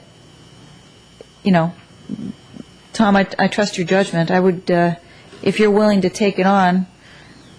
Well, that's not a problem. I'm interested in the outcome, which is to bring a report in that's a deliverable and that council can deal with. And perhaps, considering the interest of Park and Rec, we could invite a couple of other members to meet with the Pat Bell's group, along with myself, and keep it at that level and go through it, and then decide where we go from there. That would give 2 from the commission. It wouldn't give the commission responsibility, but would make them a part of the process of delivering a work plan. I'd like to hear from this gentleman who just turned in a speaker card if it's on this item. Yes, I am chair of the Youth Advisory Council, and I think that this would be a great way to bridge the gap between all the commissions, because right now there's not a lot of communication, and this item would be a good thing to start the communication between the councils, between the commissions. And you're Rick Carpenter? Yeah. Yes, okay, thank you. Yeah, I echo that. I would love to see our youth get involved in this. I think they play a huge part in the community. So we just added 2 more? Yep, 2 more. We have 2 from Youth Advisory, 2 from Park and Rec. Pat Bell has 3, and myself. That gives us about 8. So what we're doing essentially is item 1, but Tom's the guy. All right, we can do that. And again, I think the idea is to come back and say, here's how we're going to get it done. It maybe comes back to Park and Rec Commission. You guys say, yeah, we think they should lead on this going forward, but this is ad hoc to figure out how to get this stuff done. Okay. Okay. We do not need an action on this, correct? We're just coming to consolidation of minds here. Is that right, Bob? I don't see anything Sounds as here. if you're A consensus. appointing a multi-commission task force. So I think it should be reflected in the minutes that this is an action of the council. Okay. And this isn't it's actually going to be an official appointed body.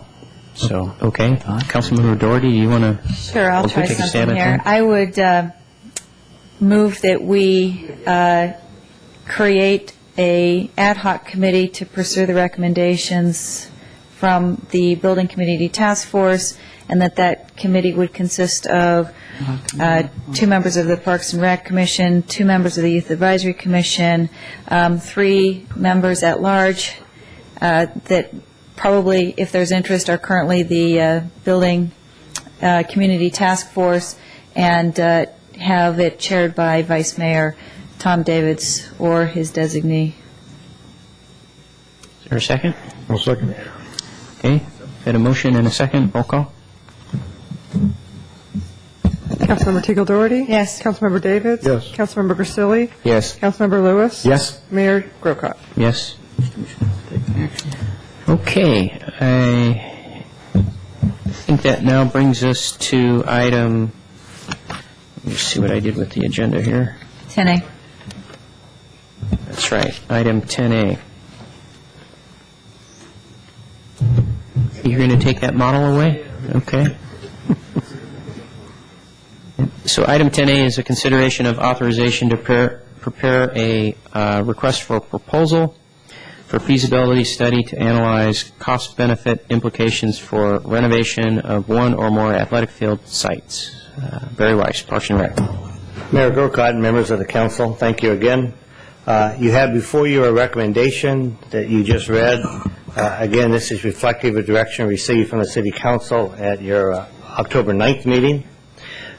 Fiscal implications are that each feasibility study is estimated to cost up to $30,000 for each one.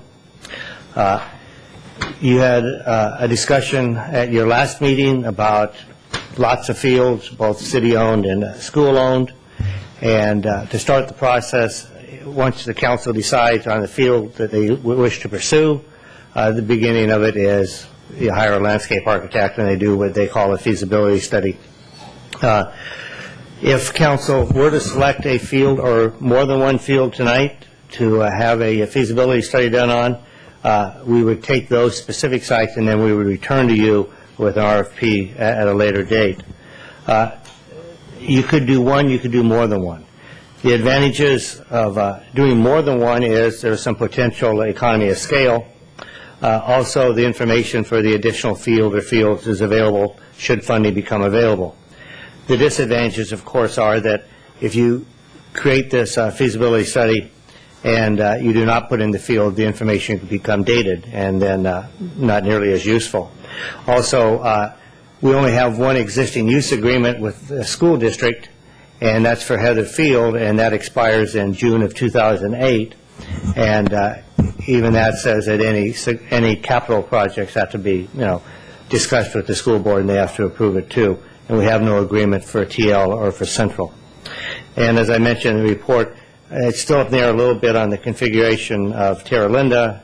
There is a conceptual plan that they have in front of them, or that they have in the district, to rotate the field 90 degrees, and any previous estimate that we gave you, playability and cost, was predicated on the existing configuration. So we don't have any data on the new configuration. I don't know if it would be more or less expensive with the engineering for the slope, because that has not been studied. So if we hired a firm to do TL, they'd have to take a best guess. A little bit exists with the Central site because the discussion was to extend it into the playground area. Council, of course, could clarify all that by saying you wish a feasibility study for this site, and this is the field layout you'd like to have done. And the rest of the details are in the report. And at this point, I'm happy to take any questions. Okay, council, questions for staff? Just clarification, Barry, you say 30,000 per study or 30,000 for 4 studies? Per study, Per study. 120,000 for 4 studies. Okay. Barry, tell me again what this feasibility study actually gets us, because I'm seeing here that it's essentially, are you looking at just renovating turf fields with turf? I mean, natural turf fields with natural turf? Is that what this feasibility study is all about? Or it's actually looking at putting in all-weather turf at a field that we should choose? Well, it depends on the direction of the council. As you remember, council is considering either natural turf or synthetic turf for heather as an example.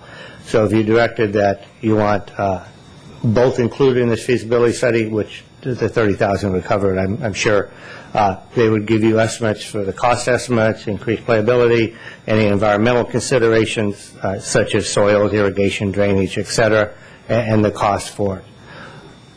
And just a contributing point, that would also be based on a specific configuration. At this point, we haven't even identified, here's the specific configuration of the field that we're going to put in there. So, in other words, a feasibility study will also ask us some questions that we have to answer, the city, to say, here's what we're talking about, here's the size of it, and so forth. And therefore, we could also take some of the information we've gotten that's open to lots of different interpretation and give us a more specific barometer by which to interpret some of that information. In other words, when we talk about participation numbers, we've never said at Heather Field or TL Field, here's the exact size of the field that we're going to put on there, given what the current configuration is. We have an idea of what might fit here, there, and the other place, but there's existing dirt, there's existing asphalt, there's different ways it might be configured, which would give us more information. Also, if I understand it right, the feasibility study also gives some of the environmental concerns and other things that have been raised, more information that is detailed to a specific plan about what the impact might be. Correct. And just for the public, it does not include an environmental impact report. Environmental considerations are things such as soils, irrigation, drainage, stormwater requirements as detailed in your report here. There's a follow-on question to Brad. I can see the need to determine this, but we have experts in the field that sell this product all day long. They know the dimensions, they know the layout. Assuming the school, Heather, agrees, do we need to go to a feasibility study? Can't we take a bid and get on with it? I guess I'd ask a bid for what? A bid for? Well, if we decide to go for artificial, and everyone's agreed that the artificial is the way to go, we do have to have an EIR, but do we need a feasibility study to determine the layout of the artificial turf on that predetermined boundary of property? That's a good question. Director Weiss? You would need a predetermined configuration for them to give you an estimate of what it would cost and what the design would be. But Vice Mayor Davids, I think, is specifically asking, do we have to make a $30,000 feasibility study in order to start this process? In other words, if we decided that we want to install all-weather turf at Heather Field, would they basically say, okay, so what's the configuration? We discussed the configuration, and they would give us most, if not all, of this information. I think the term feasibility... Is that a correct interpretation? Yes. Yes. I think the term feasibility study is causing a bit of confusion. Site analysis would be another term. I use feasibility study because that's an industry standard in the landscape architect industry. Some of these things we've already provided.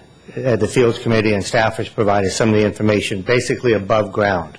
What it would cost, the estimate per square footage to get it, what kind of increased play you would or would not get, and those kind of things. What we did not have was anything below ground. We did not include any additional cost, for example, at TL for new drainage. And I think we would all intuitively think that it's going to need new drainage. We did not include that at this point. So I think that of this 30,000 study, half of it you've already got.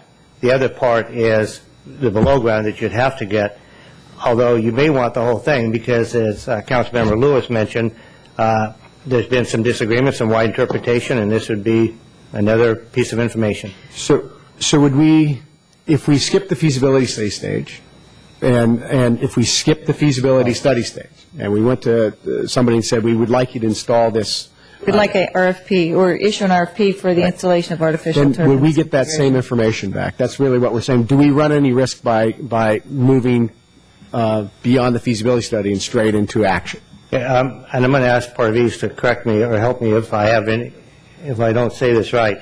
But in fact, I'll just let him speak because he's the expert on construction. Thank you, Barry. You're absolutely right. It's not a feasibility study. There is a piece of property there, is a field, like in Heather, for example. There's a field. Is it feasible? You don't have to study if it's feasible or not. This should be an RFP for the design and construction costs, both for natural turf and synthetic turf. That's what this should be, as RFP to prepare the design for both kinds of fields on Heather. When you go to, for example, TL, feasibility at the same time, again, design all possible alternatives for a soccer field of this size. And there's alternatives include you have to cut the hillside, you have to build a retaining wall to do this. It's all about design. It's not feasibility. For example, there was a time that was talking about using the Crestview lot for a field. That required a feasibility study because I know it's not feasible. So this should be RFP to design the fields on every site that you select for both natural and synthetic turf. I've got a question, and I want to jump in here because I see this same kind of thing in my line of work, which is, I'll design something for somebody, a remodel addition, and that has a certain cost related to it, of course, to do the design work. Oftentimes, before going into the other expensive thing, which is to do the construction documents, I'll stop, take my design work, give it to an engineer, a structural engineer. He'll put together a preliminary set of structural drawings. We take those two items, my designs and his preliminary designs, and give them to a couple of contractors and get prices back. That way we know, before we go into the expense of working drawings, whether I've designed something that's out of the person's budget. That's what I'm understanding a feasibility study to be is, here's the layout of the field, and we're not going through all the cost of design and specifications and all that, but we know enough about our product, whether it's natural turf or artificial. We know enough about the things that are going to need to go into this project that we can tell you, fine, this is the configuration you want, here's the things you're going to have to look at, here's going to be the expenses of those things before you ever start really putting pencil to paper and putting together documents that could be used for construction. Exactly, but I'm talking about there's no cost. The request for proposal does not include any cost to the city. It's all the consultant's cost. They have to spend the time, they have to review the fields, they have to come up and see what size field they can build, how they're going to design it. There are different tasks that they have to follow. This is how we're going to proceed with the design. And they have to come up with the estimated construction cost. This process does not cost the city anything. It's all consultants' cost. Once the proposals come, you can select from the proposals which one you want to follow and whether you want to sign an agreement with that consultant to start the process of designing. This request for proposal has no cost to the city. So in other words, you have to write that request for proposal very specifically to include that they give at least some consideration, some feedback on design or construction costs. Well, definitely. They have to give you detailed construction preparation of plans, construction costs, construction management costs, all of that they have to give you. Again, this process does not cost anything. I have a question, though. It just seems to me that if we're looking at going down the path, and I'm just going to throw it out there, of putting all-weather turf at Heather Field, and we open it up and we set out this RFP for the renovation of a certain size field, and we say, so the manufacturers, I would assume, but the people who install these all-weather turf fields are going to come back and go, yeah, we can tell you how much it's going to cost, we're going to tell you how long it's going to do, we can give you all the drawings and everything. That's all going to be included in our price. If we then select one of them to do this, is that a foregone conclusion that we're selecting them to actually do the work? No, again, this RFP, the designer will give you all the information for synthetic turf, how much it will cost, where they get the prices is not our business. Whether they talk to the manufacturers or construction firms, all that. They come up with the estimated cost of installing synthetic turf on this field. You're not selecting a contractor, you're not selecting a manufacturer or any of that. This is estimated the probable cost, whether it's $1 million or $1.2 million, whatever it is. Then the first thing that City Council has to decide, award a contract to a consultant to start designing. Then you have to have it designed. You have to have construction drawings, and then you go out to bid like any public works project and select a low responsible bidder to construct. So there is this process of RFP, getting all the cost estimates for construction of installation of any field you want, no cost to the city at all. And if you allow me, I will work with Mr. Weiss to put the RFP together. I don't understand that. You're suggesting we go out with an RFP and hire a consultant to determine the scope of work, the detail of work, the cost of work, and so forth. But we have to pay that person, right? No. Who pays him? When we award the RFP. He or she pays. It's all consultants' cost to do it, and these things are expensive for consultants that you do it all the time. You wait till I present to the City Council request for proposal for the citywide master drainage plan. That's going to be, what I would say, $50,000 for the consultant, $25,000 just to put the proposal together. This is at no cost to the city, and you're going to have a lot of information, the cost. Then you can decide what you want to do with it. I'm still confused. Who's paying the consultant who's doing this work? This consultant is doing that so he can get the design contract. Through the chair, eventually they would get their money. If the job's awarded to them, then their fees, it's up to them, but they probably bed those into the award of the contract. Right. So that's maybe the next step, basically. Cost of doing once you business, select it's it. called. They do that so that in hope that they can get the design contract. I got it. So why wouldn't we just go and put out an RFP for two different RFPs, one for our all-weather turf at Heather and the other one for natural turf at Heather? Exactly, that's one RFP. The consultant will give you both I don't want options. a consultant. I mean, put it out to the manufacturers and have them No, include in their no. prices the design Have and to the have construction plans. work.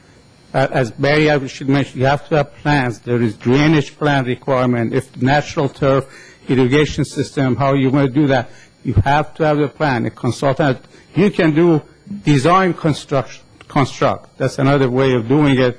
But for this, I would not recommend that. Excuse me, a quick question. Sorry. Design-build contract is good for buildings, that the contractors have architects on their staff that can design and build. But something like that, you get a landscape architect, prepare the plans and the specs, and you go out and select whichever you want to build. Yeah, it just seems to me that that the experts in this field are the companies that are designing and installing the turf, because each system, I would imagine, has slightly different requirements for the underlayment and everything else. And so by talking to a consultant, unless we get one whose specialty is just in designing turf fields or artificial turf fields or whatever, I think we'd be hard-pressed to choose what makes the most sense, because I don't have that area of expertise to be able to evaluate consultants. The landscape architects work with the manufacturers, and they know their specifications, and when they propose that this synthetic turf should be installed based on this specification, this manufacturer's specifications, they're not just making it up. It's all based on the specification of the manufacturer. They will propose it. They know how much it's going to cost. You have to have plans. For something like that, you don't go to a contractor. In the interest of moving forward on this particular discussion right now, if we ask for RFPs, then people come back to us with proposals, right? And we would choose who's going to put together that proposal. One of those persons might be a consultant for a given type of all-weather turf. Somebody might be a consultant for another kind. In other words, we'll still be able to see who's interested and who they're affiliated with and make that choice at that time. And it could be that you get a landscape architect, and there could be somebody over here that says, hey, I'm affiliated with X all-weather turf, and I'd like to make a proposal too, and we make that decision on who we Sure. Sometimes they go joint venture. But the important decision for the council is which field or all the fields, that's the decision. So RFP should be written for a specific field or all the fields. That's really the decision of city council. I'd like to start small and just look at Heather and really get a better understanding of what this, Okay, before we get into discussion, though, amongst Yeah. council, I just want to make sure if we have any other questions for staff, and then I also want to take public comment before we get into discussion. I did have a question, but I want to... I guess just to confirm one thing, as we talk about this process, we are not talking about the environmental impact report that will follow at the schools, presumably. Is that correct? This would not include an environmental impact report. And as you know, there are certain things that trigger that or don't trigger that. So they would depend on the site and what you're doing. Okay, thank you. Bob, any questions? No. Okay.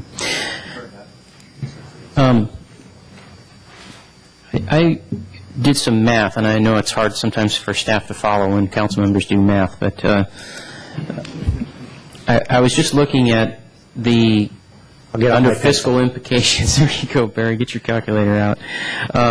Under fiscal implications on your staff report, so the first page, you throw out some numbers of estimated costs, and I realize they're estimates, and like you said on Tierra Linda, it's things have changed, so those numbers could change.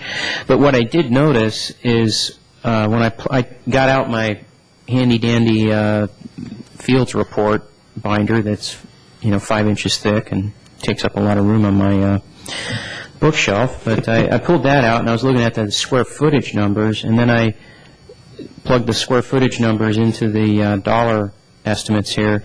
And what was interesting is that the main field at TL, the larger one, and also the Heather School field, which are similar in size, had similar per dollar cost ranging between $14 and $16. And then the smaller fields, the small TL field, the upper field, and the Central Middle School field, which are in the 30,000 square foot range, both came in at about $8.20. And so I was just curious why that's a 50% discrepancy between those two numbers. I can't speak the discrepancy without doing some math. Yeah. I can tell you that these figures came from actual construction in Redwood City, our neighbor. Okay. Both for natural turf and for synthetic turf. And what we did is we took a field that they had done recently, and we took the prorated percentage size for all these other fields and just did it that way. That way it was actual, approved bid construction cost. And just to, again, contribute a point, and again, we can sort of see what goes into those, but I believe in our discussions that at TL and Heather, there is there's both grading enhancements, I think at TL, fairly significant. The lower field, yeah.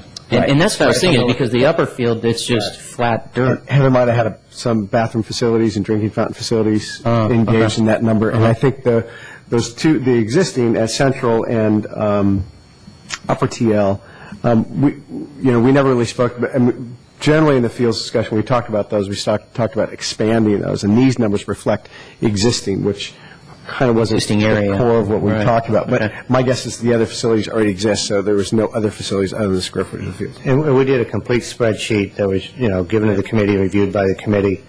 And some of the things, you may be adding new backstops or whatever, and then that adds up the price. And even those things we took from the approved bid for Arguello Park for a cost. Okay. Very good. Any other questions of staff? I would like to take public comment. We've got Deborah Calkins, Tom Johnstone, and Dr. Rosenberg. And if you could please keep your comments to 2 minutes, I would appreciate that very much.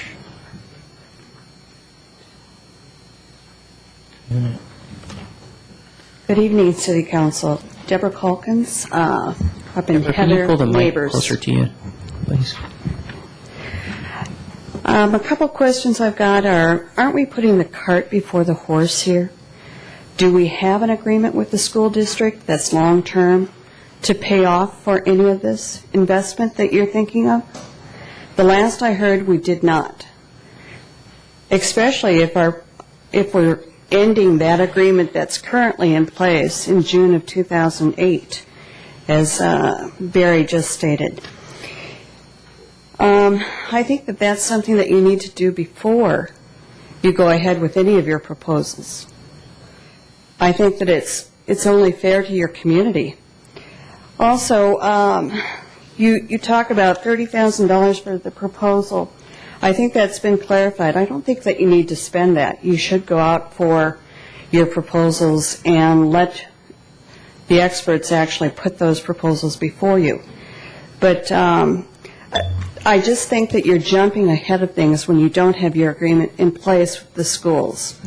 And you certainly don't have clarification in regards to monies being used for Measure G. Thank you. Thank you. Next is Tom Johnston. Hello, everybody. Thank you for listening. What I would like to address is the same issue, basically. I know you know as well as I do money is a short issue, and so in very short supply. So the thought of spending money without making a decision first, it really got to me, without a question. I think a lot of times government thinks by doing more studies and spending more time on an issue that they will make more people happy. But I don't agree. I think the more studies you do and the longer you put off a decision, the more people you're going to make unhappy. Whatever decision you decide to make, whether we put a field at Terra Linda, Highlands, or Heather, somebody's going to be unhappy. And I would just urge you as a council that we do no more studies, but we get to the heart of this and just say we're going to make a decision. Then let's move forward. This field would be built and being used now had, when it first came up, it hadn't been passed on to more committee meetings and more committee meetings. I believe that there's bad feelings in the community right now, and I like every one of you guys. You're all friends. But I believe because of lack of decision, you're making yourselves not look good. And so I want to encourage you to move forward with this, pick a site, and let's get on with it and stop the bad feelings. Matt, you once said, and I thought it was a bright thing at one of our meetings, that this is not a democracy, but it's a republic. And I thought it was a great statement. You have been elected to serve. You're not going to make everybody happy. We need to move forward with this issue, not spend money, move forward. Thanks. Thank you. Dr. Rosenberg, and then Kirk Dryden.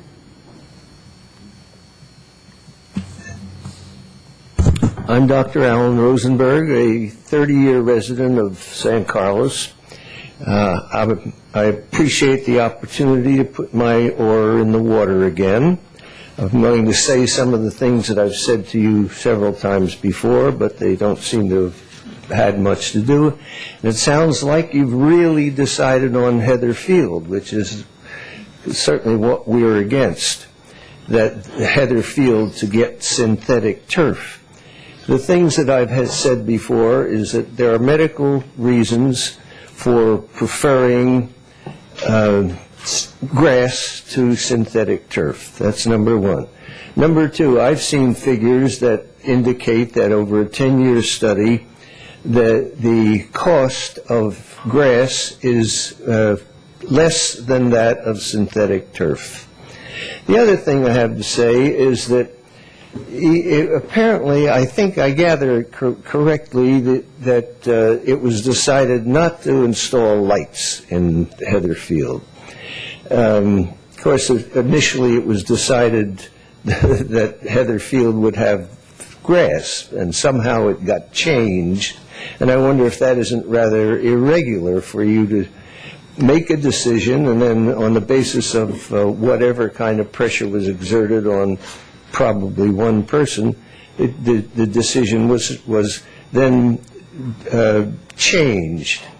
At any rate, I very much doubt if you decide to put synthetic turf on Heather Field, then I don't believe it's possible that you're not going to put in, while they have the dirt exposed before you install the synthetic turf, that you, may I finish just this one point, sir? Very quickly. Yeah, that you won't put in electrical conduits, so that eventually, with that electrical conduit, at some time in the future, the lights will go on. At any rate, that's about my story, except, well, that's my story. Thanks for listening. Kirk Dryden, followed by Richard Crone. Thank you. I appreciate the opportunity to comment. I'm almost a 20-year resident of San Carlos, a community volunteer. Most of you know that I'm involved with youth sports, so I obviously have a particular mindset on this, but I think several of the speakers preceding me really hit the nail on the head. I think that to a large degree, this council inherited the inaction that previous councils have exhibited, and now we've got a problem that's at a crisis proportion. And no matter what decision you make, there are going to be some people that don't agree with it. And I would encourage you to revisit things and look at what benefits the majority of people in the community and focus on those efforts. I think that we've elected you to be leaders, and we expect you to take a leadership position on these issues and go forward. And I was very pleased to hear, Mr. McTroy, clarify the feasibility study, because that's actually what got me here originally. I was going to say I cannot believe we don't have enough information to at least take the first steps on this, and it appears we do. So thank you very much. Thank you, Kirk. Richard Crone, followed by Jeff Clem. Mayor Grocott, members of the City Council and staff, we have studied this issue for a number of years, and knowing, as I have from being in the consulting business for more than 27 years, that you hire a consultant when you need expertise and outside assistance and insight as to the market or the conditions and so forth. You have the insight, you have the information, you have reams of documentation on this. I think spending money to define the requirements for what you need at these fields would be a complete waste of money. That you could simply go to the experts today, and that expertise resides in the manufacturers and the product providers for either natural grass or synthetic turf. Simply issue a request for proposal, a non-binding request for proposal. Let the manufacturers present their best case, their recommendations, and decide for yourself as to what would best meet the needs based on their proposal, their expertise, and the value proposition that they put forth in the city. We don't need to spend any more time, and certainly not $30,000 per field, when we could take that money and just improve what we have today, or at least evaluate objectively a proposal from each of the product manufacturers. Thank you. Thank you. Jeff, followed by Heidi Crone. I'd like to reiterate what a few other speakers have already said, which is a feasibility study does not seem to be warranted. A request for proposal seems to be exactly what the council needs to review, and we should not waste any more time or money with the feasibility study. Thank you. Thank you. After Heidi is Michelle Mohas. Good evening, council members. I would just like to bring up that the council voted last May, after two very long and interesting meetings, to keep both Highlands Park and Heather Field natural. There was concern about traffic and fire hazards in the hills. And I feel that this proposal is a sort of a back way of reopening the door to synthetic turf at those locations. I think the bottom line that came out at that meeting was that there's a need for additional parkland and an additional field to accommodate all the sports, athletic, and recreational needs in the community. We've just seen a fantastic proposal for multi-use housing with retail space below, which I think is what the community needs, but we're talking about increasing density.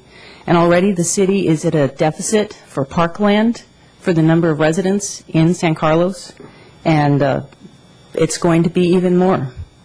And the $120,000 for multiple feasibility studies seems like a waste of money, which people have pointed out, when we should be using that money as a down payment toward additional parkland for San Carlos. We haven't heard anything about exploring the area at Bruner's that's closed right now, the Century 12 theaters, which will be closing now that the Redwood City theaters are open.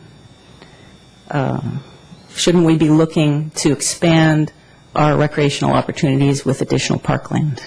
Thank you. Thank you.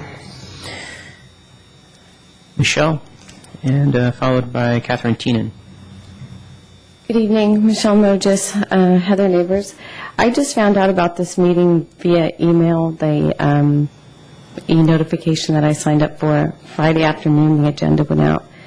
And I really don't believe that that's adequate notice for any public feedback. I'd like to know what is the process and what is the minimum requirement to notify the public of items to be put on the agenda. I know when I worked at the county, the planning department, there was a minimum of 10 days requirement, and a staff report was provided with that, and we haven't been provided with any of it. Thank you. Mr. City Attorney, you want to comment on that just real quick? Well, just the legal requirement for the Brown Act for the agenda. I mean, it's just a legal requirement, 72 hours on an agenda item. I mean, if it's a zoning matter, it's required by law to have a 10-day public notice. I understand the agenda went out Wednesday and the staff reports went out Friday. So the agenda actually went out, 5 days in advance. Thank you. Catherine Tynan. I live at Somerset Court. I'd like to remind the City Council that certain decisions have been made, or at least we thought they had been made. Certain orders of priority we thought had been discussed. Those included that TL was top of the list, Heather School was second on the list, and Central. All of the discussion I've heard this evening has put Heather top of the list again. Not sure why that is. That prior decision gets reopened, but it seems like we're having a redo every time we have this discussion. I would also like to remind the City Council that the agenda item talks about a feasibility study, not an RFP. So if the City Council wants to vote on an RFP tonight, I think that that would be outside the remit of what was outlined in the agenda.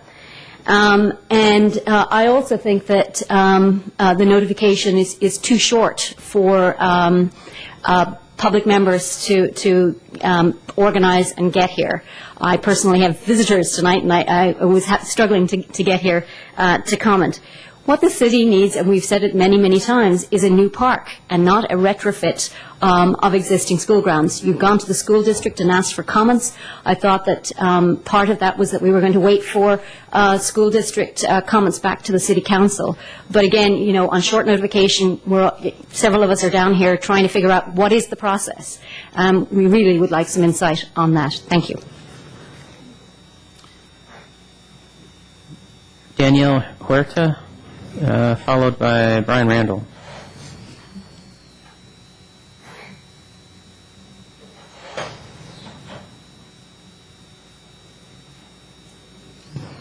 Good evening.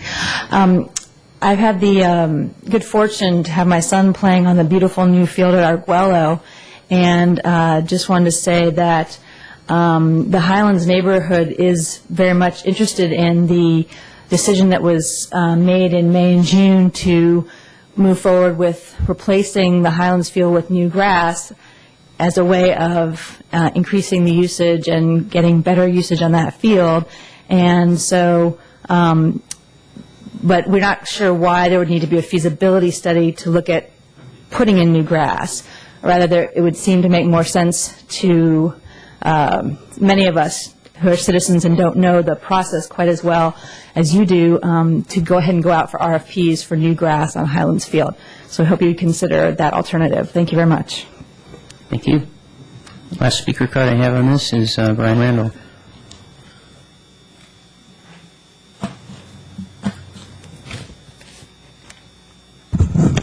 Brian Randall, San Carlos.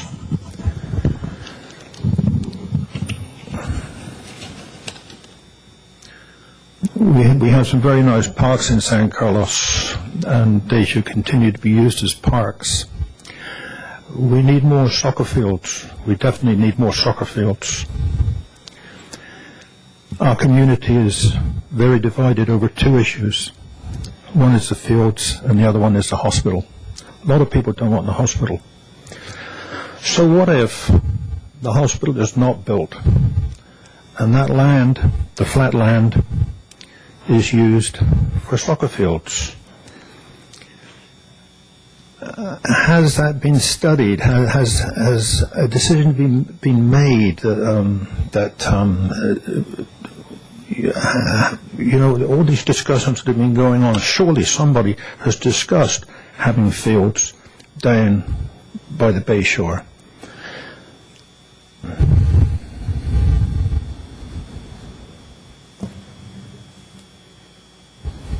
So what I suggest is let the parks stay, use the parks partially as fields, but have additional fields where the hospital is. And I would like to know if that was ever discussed. Has it been discussed, Tom? Well, not to my knowledge, but bear in mind that it's a $25 million site, and the Medical Foundation got there first. Yes. So I'm not aware of any serious discussion regarding the possibility of using that for recreation purposes. Okay, then how about another site? Your 2 minutes are, you're at your 2 minutes. Pardon? You are at your 2 minutes for public comment. Okay, thank you very much. You're welcome. Okay, I want to open things up for discussion. I do want to, first, before I do that, before I open it up to discussion, I do want to comment on what this gentleman just talked about, which is the hospital site or any other site. Tom Davids, the vice mayor, is very correct. That's private property. It's owned by somebody. We can't just go in and condemn it and take it. And even if we were to do so using eminent domain, we would have to pay something of the market rate. And Mr. Davids is right that property costs somewhere in the neighborhood of $25 million, and we don't have that kind of money to go buy land like that. That's why one of the things that was looked at in the recommendations by the committee that looked at fields was, do we have any land that we own that we're not using in that regard? You heard Mr. McTarry mention Crestview earlier. That's a piece of property that if there was anything that is out there that's most feasible for putting a field on, it would probably be that site, and even that has difficulties because of construction costs and so forth. So just want to quell the community's commentary about us as a city going out and buying land to increase our parks area and putting soccer fields on it. It just simply is not in our budget to do anything like that. And what we have to look at least as a priority, I think, first is the thing we're looking at, which is renovating the fields we have.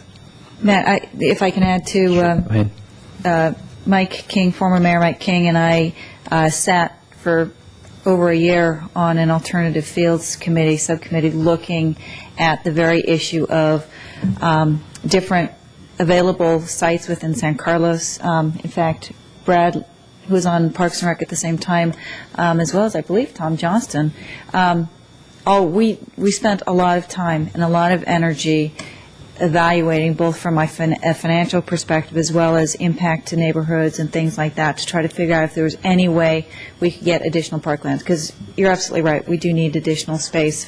But recreational space here in the city, and it's very difficult and it's very costly, and it does take long-term type planning. And I think we're still probably continuing to try to do that. It's just a question of where do we get the money. So in the meantime, what do we need to do sort of short-term to try to help improve the fields or improve the facilities that we do have so that at least we can get more kids and more teams playing on them. And I think that's what this is all about tonight, is that we're at a crisis point. I mean, Brad and I both know we're out there on the fields. We're refereeing. We're out there with the kids. And we're seeing the emails that are going around through some of these about injuries and things like that with the existing situation. And the fields are, whether it's right or wrong, the fields are starting to fail. And so we need to do something, is my opinion. Sorry it's taken so long.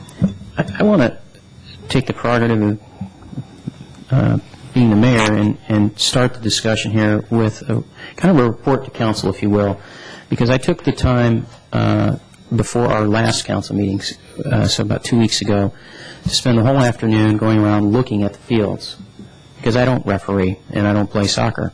And I wanted to see what the conditions they were in currently during the soccer season and with some rain and so forth.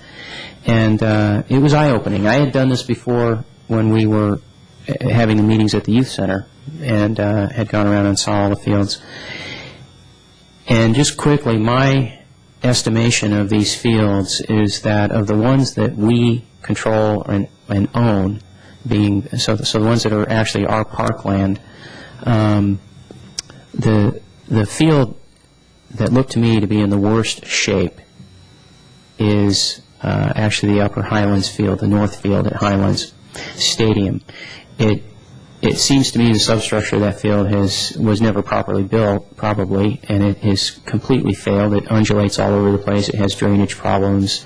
There's no such thing as turf there because it's either different kinds of grasses of all kinds or weeds or a hodgepodge of patches. And one of the things I did notice, by the way, looking at all the fields, is of course you have what I would call typical wear patterns caused by soccer, the center of the field, the throw-in corners, and then right in front of the goalie box, you get the typical wear.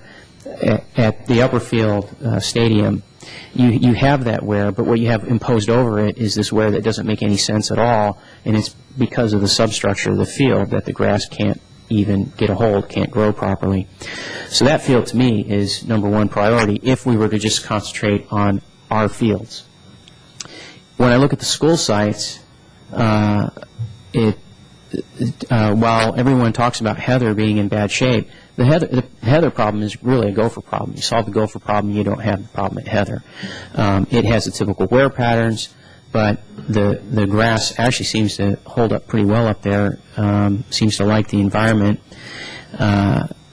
But Tierra Linda has to be, in my estimation, in the worst shape. And I had never seen the upper field before. The time before I went looking, I didn't find it. This time I found it, and it's just a mud pit is all it is. It's a backstop, and it's dirt. Looks like the Sahara Desert. Now, I don't know if, given the size, it's worth spending all that much effort on, but if you take away that field, if you can call it a field, then the other TL field is in really bad shape, and it has both the gophers that Heather has, its slopes, it undulates, it's weeds, it's all kinds of different grasses. It's a mess. And so if I were to pick a school site, I would pick Tierra Linda, just based on that priority of what is in the worst shape and needs the most attention. So with that, I'll open it up to discussion. Well, I just think the scope of the criteria is one very well kind of studied criteria in town. And you're right. What you're sort of eloquently pointing out is that we've got more than one field that's in trouble. We've got because I think you can add Crestview to that. I did look at Crestview too. Yeah. But to understand the full history on these fields, and there are many in the room that can speak to this as well as I can or better.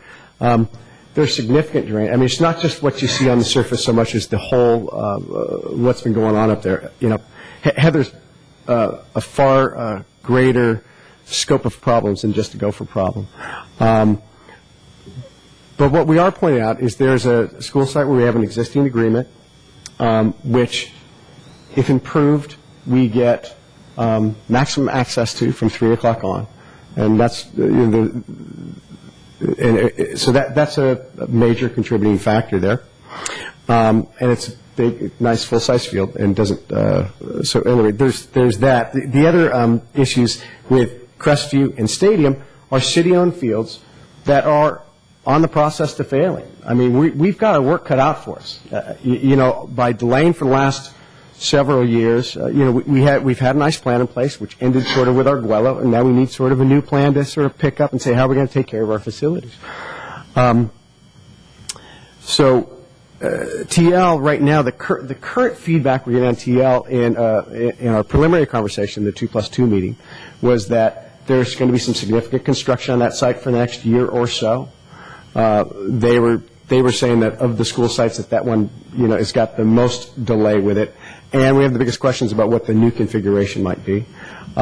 We don't have any current costs going into maintaining that site because the good folks of girls softball take care of the maintenance. They take care of the maintenance that's sufficient for the level of participation play that they get.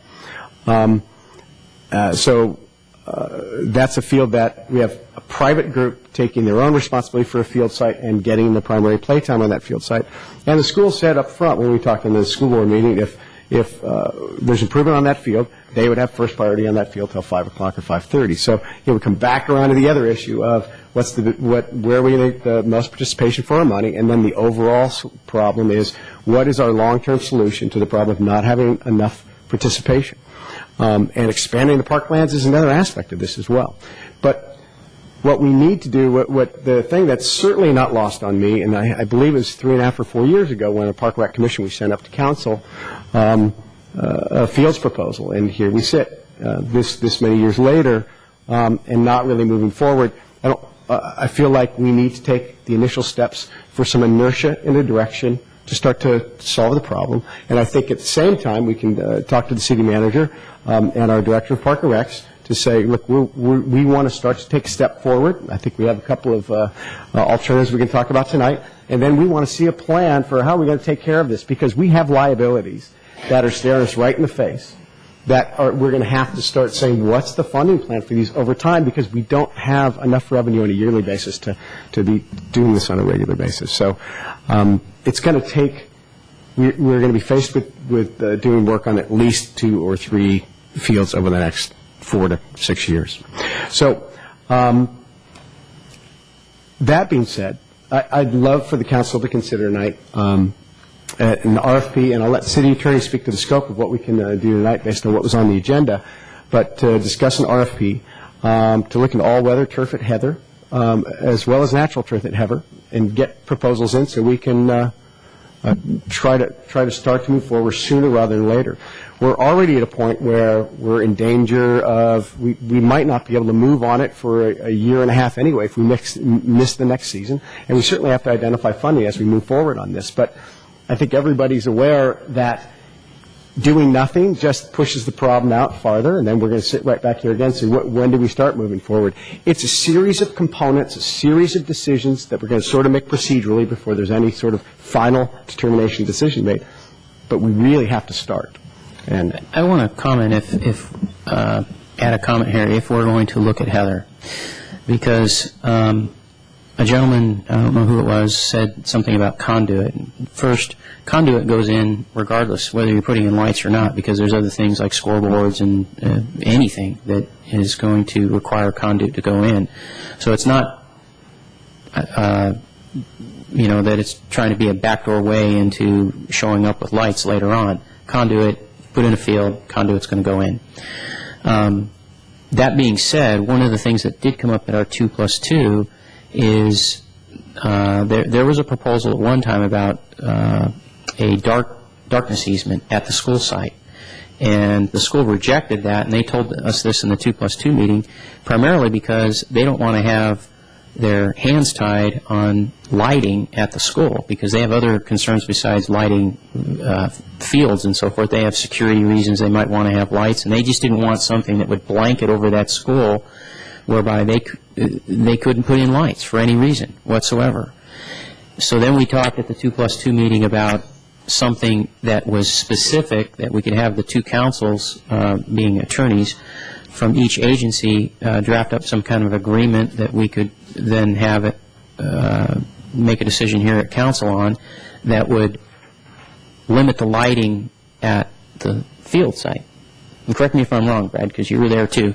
And that's what I got out of that discussion, is that we could look at language specific to the field so that we're not putting in lights at that field. If it's the desire of council to discuss a limitation or not to have lights in the plan or put some limitation on it, that's certainly well within our scope. I will say the all-weather turf at Heather is a massive improvement for that facility. It's and I think the school board looked upon it favorably from the standpoint, again, it's just two members, that the amount of playtime you can get in the school months from September to June is right now the field's not barely accessible for a lot of the year, certainly when it's raining and so forth. I think the question, though, is one of what we can do tonight. We're on record officially as endorsing natural turf for Heather, and the question came up a few months ago as to whether artificial should be included. I think that should be a decision point before we decide to spend money to determine whether we want to go artificial for Heather.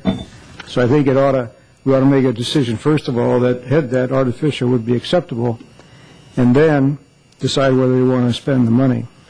I think in doing that, though, and that will allow us all an opportunity to vote up or down on artificial at Heather. Brad just brought up the point that there'll be massive improvement at Heather and massive increase in use, and I think that really speaks to the environmental impact report. And I'll say again, as I said before, I don't think we can pass the EIR test. We can spend $30,000 for a feasibility study. I don't think we can get through the test. Dr. Rosenberg testified about some of the medical aspects. And once you open that can of worms, I believe it's a lost cause. I think we can put in a regular turf at Heather if we solve the gopher problem. And there's got to be a fix for the gophers. And get on with it. We don't need an EIR for a grass field, but we're going to have one. And we're on record as indicating that we will prepare one for Heather, for artificial. So, side point, but I think we first of all need a vote clarifying whether, in fact, we will consider artificial for Heather. Correct me if I'm wrong, we've already had that vote. Yes. We have? That's correct. The council at a previous meeting said you would consider artificial turf at Heather. Not that you would do it, but you'd consider it, yes. Okay, I stand corrected.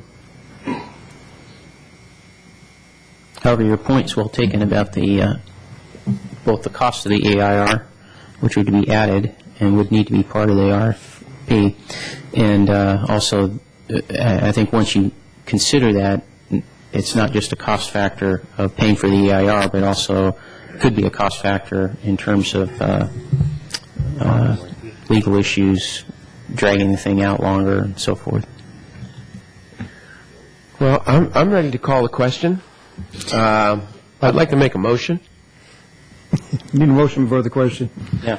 Well, whatever it is. That's right. Have we finished talking about this, hopefully? I just had a really quick, Sure. just let me throw this out there. I want to say that I agree with what Brad was saying.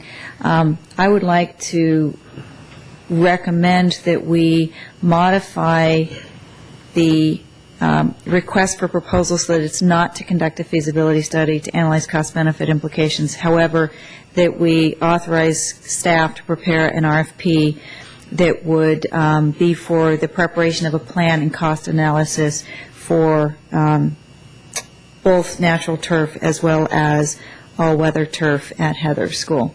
And that's what my proposal was going to be, so that it's not this feasibility, does it make sense, but it's really more what is the plan and what is the cost analysis associated with that plan, to keep the scope small just in the interest of time. So I don't want to be out there looking at all of these different fields and everything else. I'd rather, let's just start, let's figure out what it is, and simultaneously look at modifying the 2+2, or through 2+2, modifying the school agreement and doing the financial feasibility analysis of whether or not we can afford use Measure G funds. Let's just get off the dime and just start. I have a question for Parviz then. What we're, just to clarify the language, what we'd be asking for is an RFP for design and construction? No, absolutely not. I'm looking at, that's not what I thought we were doing. It's for a plan and a cost analysis. And then assuming that the cost analysis comes back and then we can actually have the contract done with the city, that's with the school district, as well as we've got some funding identified based on the cost analysis. At that point, then we'd go back to construction documents. So it's an RFP for design, and then in the design they would include construction. The RFP will be for the consultant to prepare a proposal, identify every task required to design a natural or synthetic turf for the field, including a breakdown of the cost estimate for every alternative. Okay. Okay. I would like to make a motion relative to what Parviz just said. Are we limited to one field, or can we ask for all three? I'm asking. Somebody's not going to make a It is really not fair to consultants.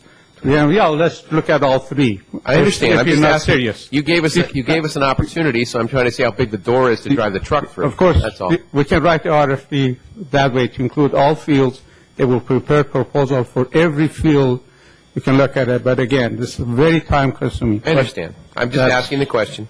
Sure. So I would make a motion then that we prepare a request for proposal relative to what Parviz had indicated on the details. And again, I apologize, I didn't write down all the words that he said, and that it be for Heather Field. A second. All weather and natural turf? The combination, right, the alternatives that would, for both. Second. Through the chair, are we, the way our agenda, it was brought up, does the agenda allow us to make that motion? Whether you call it a feasibility study or not, I think this is a quasi-feasibility study, if you will. I mean, you're coming back with an RFP. Staff is going to prepare an RFP. That's on the agenda, is prepare an RFP. Matter of fact, your staff report says provide staff with alternative direction. It's just to prepare an RFP. That RFP has to be considered by you and approved by you before it goes anywhere. Now, that would be the action item. This is just direction to staff to bring something different back to you. I don't see any problem with that. All right, I'll make that motion then. Yeah. There's a second also. Yes, I know. Now, discussion, and I just want to throw this out there because, again, looking at the fields, the condition of the fields, and you just look at how bad of shape they are in. My concern when I saw these fields in the condition they're in today, and I agree with you, Brad, Crestview is in really bad shape, especially at the west end near the goalie box. It's muck.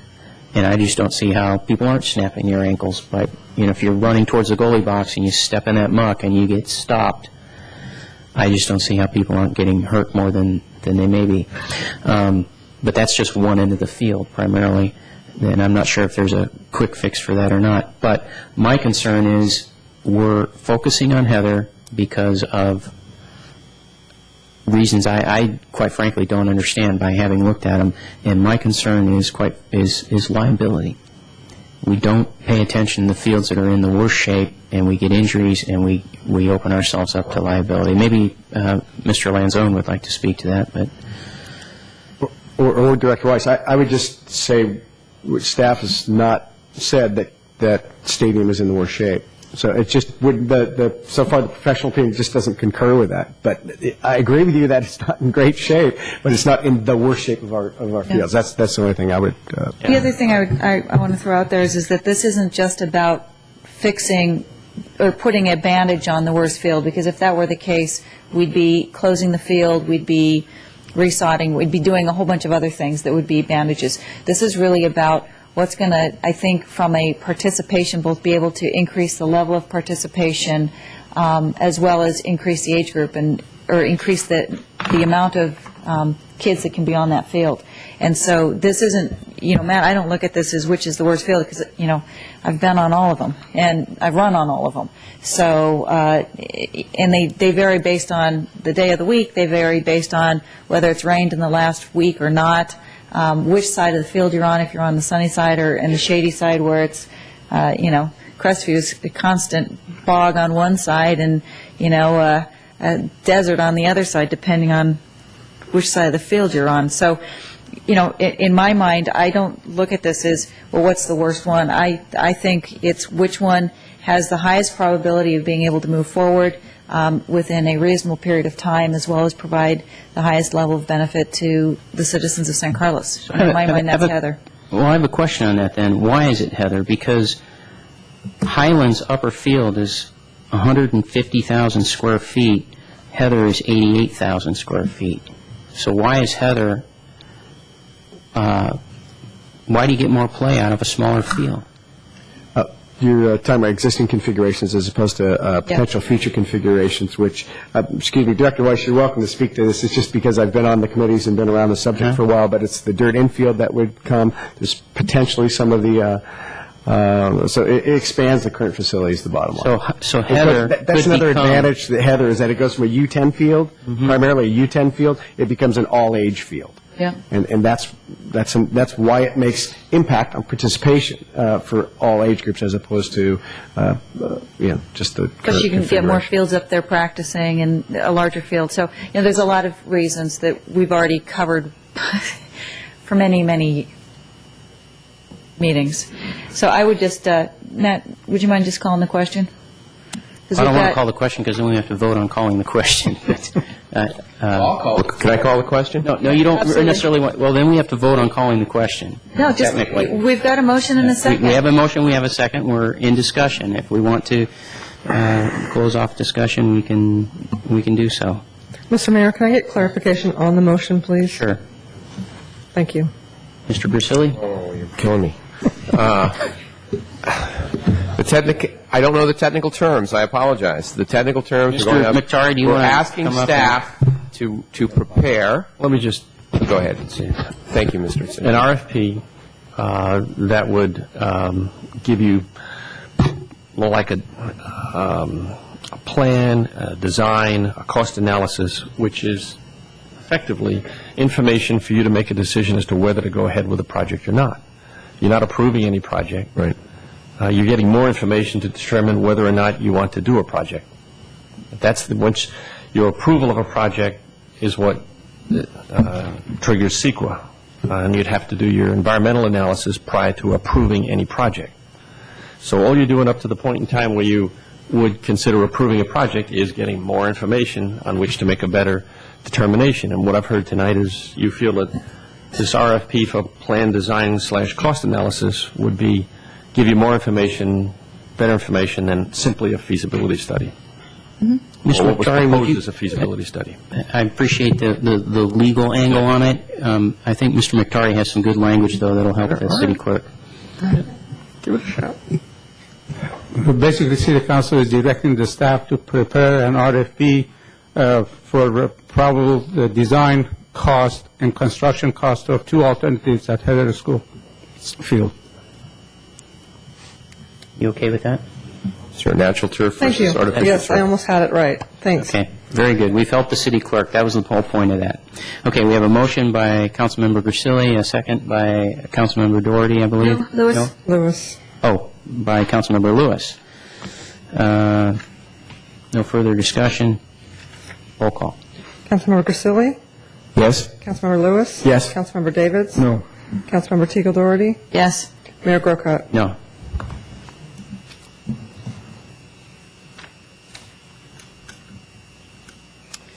Okay, that closes that item, and I believe brings us to, that was 10A, and that brings us to item 11A. Yes. See, when we change the agenda all around, it gets harder to follow. Okay, 11A. 11A, Mayor and members of council, this is a discussion of authorizing the mayor to cast a vote in the upcoming fire assessment balloting. As you know, by November 13th, property owners have the ability to cast ballots for the proposed fire assessment.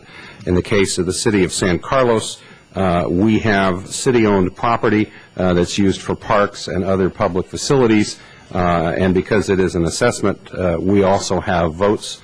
In the past, the practice of the city is to have the mayor cast votes. In this instance, the mayor has asked for council direction prior to doing so. In the case of the city of San Carlos, because our total assessment, as shown on the attached spreadsheet, is 5,277.16 ballots, the city has several options. This is outlined in the staff report. You can authorize the mayor to cast the ballots in favor of the proposal. You can authorize the mayor to cast the ballots in opposition to the proposal. You can take no position and not cast ballots, or you can give the staff some other alternative. So in a nutshell, that is the decision before you in item 11A, and be happy to answer any questions. And I have never felt more like the council's puppet than I do now.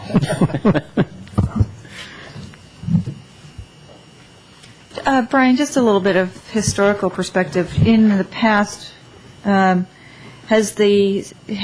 we cast ballots for city-owned property, or has the city abstained? In most cases, the mayor in place at that time has cast ballots, yes. I think the logic has been once the city council has authorized an assessment district, the thought was the city would be, in fact, in favor of a measure. Supporting it. Yeah. Okay. I would, if there's no questions, I'd move that we authorize the mayor to cast the city's ballots in favor of the proposed fire assessment. Second. Okay, that was a motion by Councilmember Teagle Doherty and a second by Councilmember Lewis. Any further discussion? Well, on the question, I'd just like to reflect a bit on what we're doing. This could be a very close election. This could be within 5,000 votes. Mm-hmm. And that would give us a very slim majority. And should that happen, having the city swing the tally, which I think is the correct vote, but being responsible for that decision is a little difficult for me. Hopefully we'll have a handsome majority, but the idea that we could be at the swing and make it happen, contrary to the will of the people, is a bit of a problem. Okay. You want to make a, what do you call it, Matt? A Repeating motion. secondary motion or something like that? Substitute motion? I think Tom's just, are you just putting out your... Would there be a way to amend the motion to, in other words, because I see your point, I think that would be kind of an awkward position to be in. If we authorize to cast votes, but if it were within the margin, the difference with the margin of what was cast by the city, is there anything we can do at that point? Through the chair? Count. Through the chair? Yes. Through the city attorney, isn't it a fact that no matter how the votes come out, the city council has to decide whether to proceed with the assessment or not? Yes. Point. Yes, determine that at that point. Only if the majority of the votes are in favor. If the majority of the votes are opposed, the measure That's my stops point. there. If the majority of the votes are in favor, I mean, we still have one more, there's still one more shot at this, so to speak. We don't have to put this assessment out. That's true. That's a really good point. So if it were within that margin, we could make. I mean, we didn't your feel point is. We can reflect on it then. We can reflect on it another time, is my point. Okay. So motion stands? So I'm okay. Second stands? Oh, okay. Mr. Bob Black, would you like to come to the podium and provide some public comment? Yes, Mr. Mayor and members of council, I'd like to speak to Councilman David's remarks.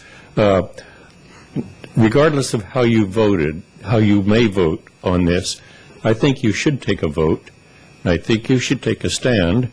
I, as a citizen, may have a different opinion, take a different stand, but I elected you to be my representatives and to make tough decisions on things. and I think you should make a decision on this. Thank you. I just want to add, for the benefit of the public, this is, what we're doing tonight with this is not clarified in Proposition 218 language that I'm aware of, and we've talked to Joe Simitian's office about getting that clarified.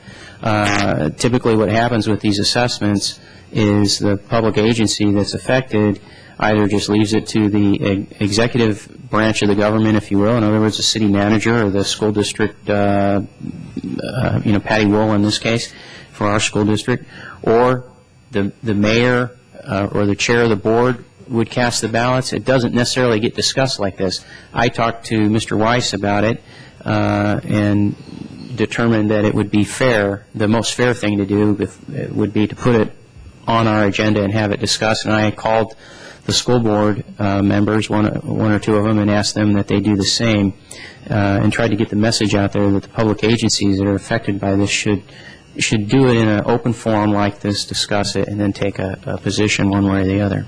So I just wanted to put that out there so people know. So we do have a motion. We have a second. Are we ready for a vote then? Okay. Roll call. Teagle Doherty? Councilmember Teagle Doherty? Yes. Councilmember Lewis? Yes. Councilmember Davids? Yes. Councilmember Grisilli? Yes. Mayor Grocott? Yes. Similar fashion, item 11B. I would move that we authorize the board chair to cast the agency's ballots in favor of the proposed fire assessment. And this, by the way, is for the This is for the redevelopment agency. redevelopment agency. Thank you. Second. Okay. In similar fashion, we've had a motion by Councilmember Doherty and a second by Councilmember Grisilli. Roll call. I guess we're not council members right now. We're directors. Yes. Director Teagle Doherty? Yes. Director Grisilli? Yes. Director Davids? Yes. Director Lewis? Yes. Chair Grocott? Yes. Don't tell anybody at Pixar that. Okay, rolling right along, we come to item 11C, which is to authorize the city manager to execute letter of intent to lease city-owned property at Holly Street and Industrial Road. Mr. Brian Moore, Assistant City Manager. Thank you, Mayor.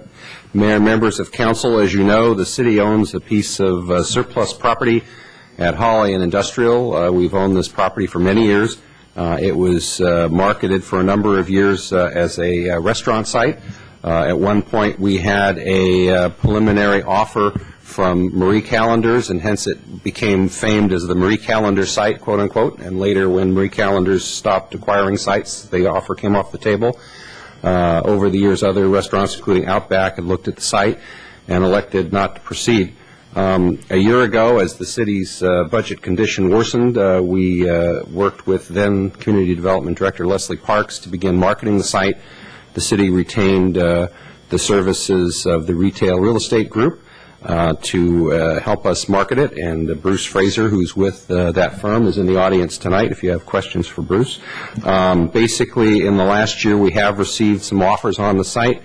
And we're now ready to come before the council with a letter of intent on a ground lease for the site. We've learned a couple things about the site as we worked on that process. First of all, that even though the city's practice has been to sell residentially zoned property that we might have and to retain retail or non-residential property, and as you know, we have facilities like the Office Depot and Izzy's and the Fairfield Suites and the Burger King on city properties, and that is a significant revenue source for us in the general fund. Land leases these days, we're told, are not as common as they used to be, and therefore the terms in terms of the annual escalation of rent are not as lucrative as they have been in the past. Also, we did run this proposal by Bill Lee as part of his work on the market study, and he indicated that he concurred with the recommendation of the broker and the staff that this would be a more lucrative use than, say, an office facility or something like that, and that the concept of having a retail development on the site is probably the city's best return financially on the property. The concept that Land Capital Group is proposing is to put a roughly 8,000 square foot retail building on the site and to use the balance for parking. They envision it having several uses, including probably a small food establishment, perhaps a bank, perhaps some services, that sort of thing. The idea here is that Land Capital, if the council authorizes the city manager to proceed, would put into escrow the sum of $20,000 for a period of 90 days, and during that period they would begin designing the retail facility. They would give us an idea of what the building might look like and the appearance, the so-called skin, I guess they call it in the profession, as well as perhaps a read on what some of the potential tenants would be. And that after that time, if they were willing to proceed, they would then work with staff and the city attorney and the broker on a development agreement, a disposition agreement, and a lease. The potential lease terms are for an initial rent of $11,000 per month, escalating in the 11th year to $12,650. Staff also points out that under the terms of our agreement with the broker, the city would pay a 5% broker's commission upon the successful execution of any sale or lease of this property. So I think those are some of the highlights. I'd certainly be happy to answer any questions you might have, and also, as I said, Mr. Frazier is in the audience, and he can field questions as well. Okay, council, any questions for staff? I had a question, Mr. Mora. 5% of the value of the property at close of escrow, calculated the average ground rent for the first 10 years, et cetera, et cetera, et cetera.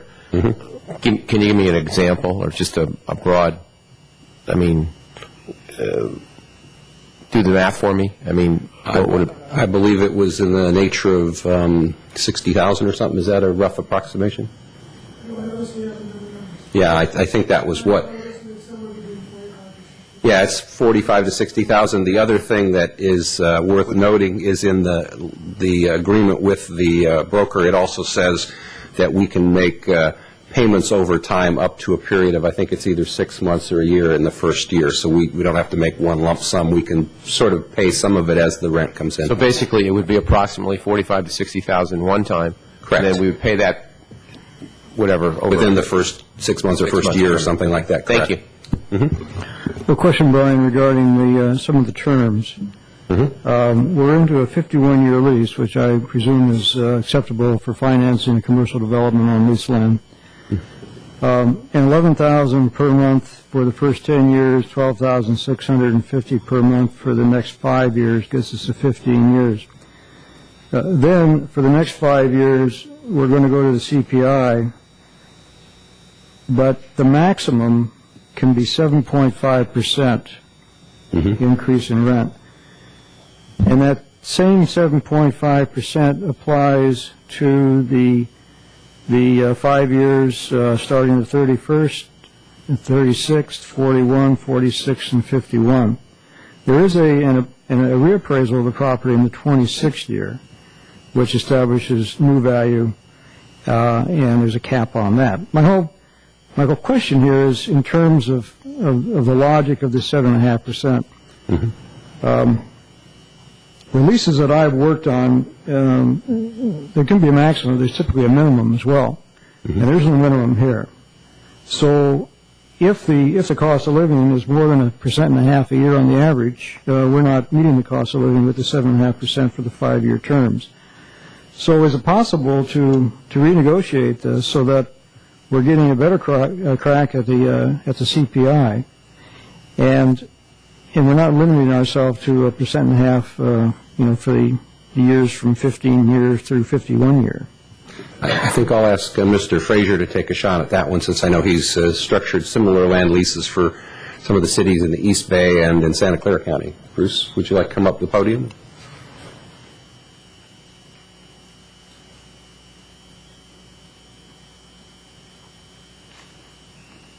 Good evening. You had a question regarding the increases. We've been working on this, I think, probably a year and a half. I'm not quite sure how long, but it's been a while. And one of the difficulties with ground leases, there's not very many developers who will ground lease properties. Most developers, probably within 80 or 90% of them, prefer to buy because it gives them more flexibility on what they can do with the property in the future. And when we negotiate leases with retail tenants, we don't get the CPIs, and we get some CPI increases, but usually they're fairly limited. And in retail, the rents over the last 20 years have somewhat been stagnant. I remember back in 1986, I was negotiating leases on a per square foot basis of buildings between $225 and $250 a square foot. Here we are 20 years later, and retail spaces are going from $275 to, say, $350, depending on the location. So you can see over the 20 years there's been very little increase. And that's one reason the retail developers don't like to ground lease, because the rents don't keep up with the price of land. And that's one of the disadvantages of a ground lease for a city in terms of you can sell the property today, and we've discussed this before, and make use maybe better increases, but on a long-term lease, you really can't catch up with the CPI or real truly land value, because fairly soon the developer will be upside down on their return. And that's why it is so difficult to do ground leases.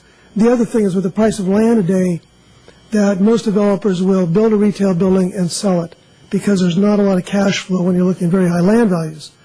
So that's again another reason why leases are tough to do. Plus, they're very difficult to finance. Usually, it's going to require an all-cash building rather than getting a loan, because lenders don't like to look at land leases. But there's the upside here, the potential of use on the adjacent 13 acres. Proposed for a hospital could be a number of things, but the point is, I think you're in a locational environment here that's going to see some action, and yet there's really no action on the lease. A year, 1.5% a year is virtually nothing. I can speak to whether or not it was a Palo Alto Medical Clinic or another use. Tenants need to look within a 1 or 2 mile radius of their market. They can't look next door and say there's a hospital there and there's X number of employees who are going to come over and shop in my building, because it doesn't happen. They need to look at a wide radius, 1 or 2 miles of where their customers have come from. And I don't believe that the land value will increase substantially because of the medical clinic, because I don't think the businesses will, their sales will increase that much just because of the medical clinic's location next door. To contribute to your point, Vice Mayor Davids, is there possible that the developer might be amenable to sort of an if-then scenario? In other words, the example that you give is that typically leases don't keep pace with the CPI or whatever. If they did, could we build that into this? In other words, if the square footage cost or lease cost went up and it exceeded X, then the city would start to benefit from that as well. So we're in the game. I've looked at that. We've had discussions with that with the developer before, and I think it's a fairly thin deal for them with the land value where we are. It's a very high land value when you have coverage of 8,000 square feet on a 40 or so thousand square foot lot. So it's not a lot of coverage. Now, when you look at office buildings, which typically have higher coverage, but your rents on those office buildings aren't as high as they are in retail. And I think retail sales is probably the safest investment today. You see office buildings, the rents are up and they're back down, up and back down, where retail just kind of plugs along a little bit, because it's all location. And an office building can go anywhere. A retail building can only go in specific locations. Right. So I guess given that, if they plod along, if it reached a certain threshold at some point in time, could we, enhance the deal, like basically on what Vice Mayor Davids is saying we might lose out on? I think if I understand your point in time correctly. Well, we've looked at participation in terms of if the higher rents, if there's CPI increases with a tenant, that the rents go up from, say, $3 to $5 a square foot. Is there upsides? Problem with that is that it becomes a very, very thin deal on behalf of the developer, and I don't believe there's a developer who would do it. Just from my experience, I've been doing this for 30 years, and ground leases are probably one of the toughest to put together. And those that are put together usually are done with a select group of developers, because as I said before, the most people want to buy. And when I approach someone in a ground lease, they just say, well, great, but no thank you. Mm-hmm. And I think that's taken as long as it has to get to where we are today. I had a follow-on question. Do we know what the market rate is for this piece of property if we were to sell it?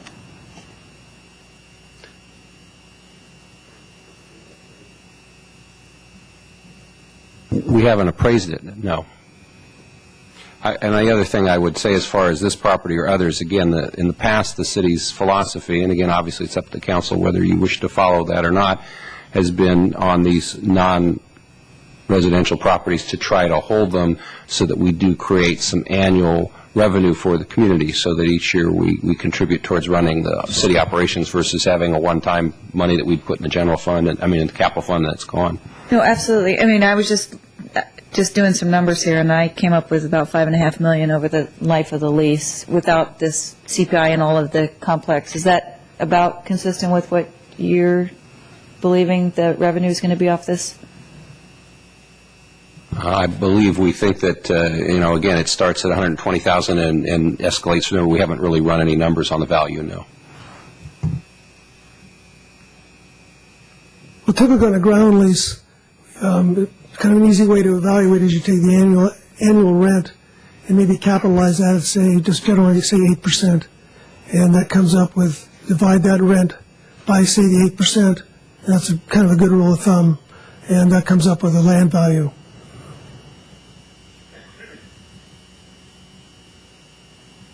That's 1 through 10, 1 through 15, and then that times. Are we doing some math down here? No, I don't do math. Oh. I just... I just want us to carry on. Well, I'm just, I need something to compare it against. And I know the site has sat idle for a long time. It's a tough site. And I do believe that it's in the city's best interest not to sell property that it owns, because once you sell it, you won't get it back, as we found with Parkland and everything else. I have no way of evaluating if $11,000 a month is reasonable. Through the chair, I could just indicate that that's similar rent to what we're getting for Home Depot, for Office Depot, for Izzy's, for 800 Britain. These are similar terms, including the escalators are similar. And this is only a letter of intent. So, I suppose by the time we come back to you with a lease, we can show you what the other leases have been bringing in, and you can make yet another decision. This is not binding. It's only a letter of intent. Well, that seems to imply that the past leases were good leases, and they were made during different economic situations and everything. So I don't want to necessarily Council's looked at them, yeah. Right. sort of look at what we did 5 years ago, 6 years ago, and sort of say that's the model for what we should be evaluating today. But in terms of letter of intent, it would be nice to see something happen at that site, Marie calendars or not, since we've all talked about it a long time. So. Well, we did hit a lot of restaurants over this last year or two, and I did get a lot of traction with that.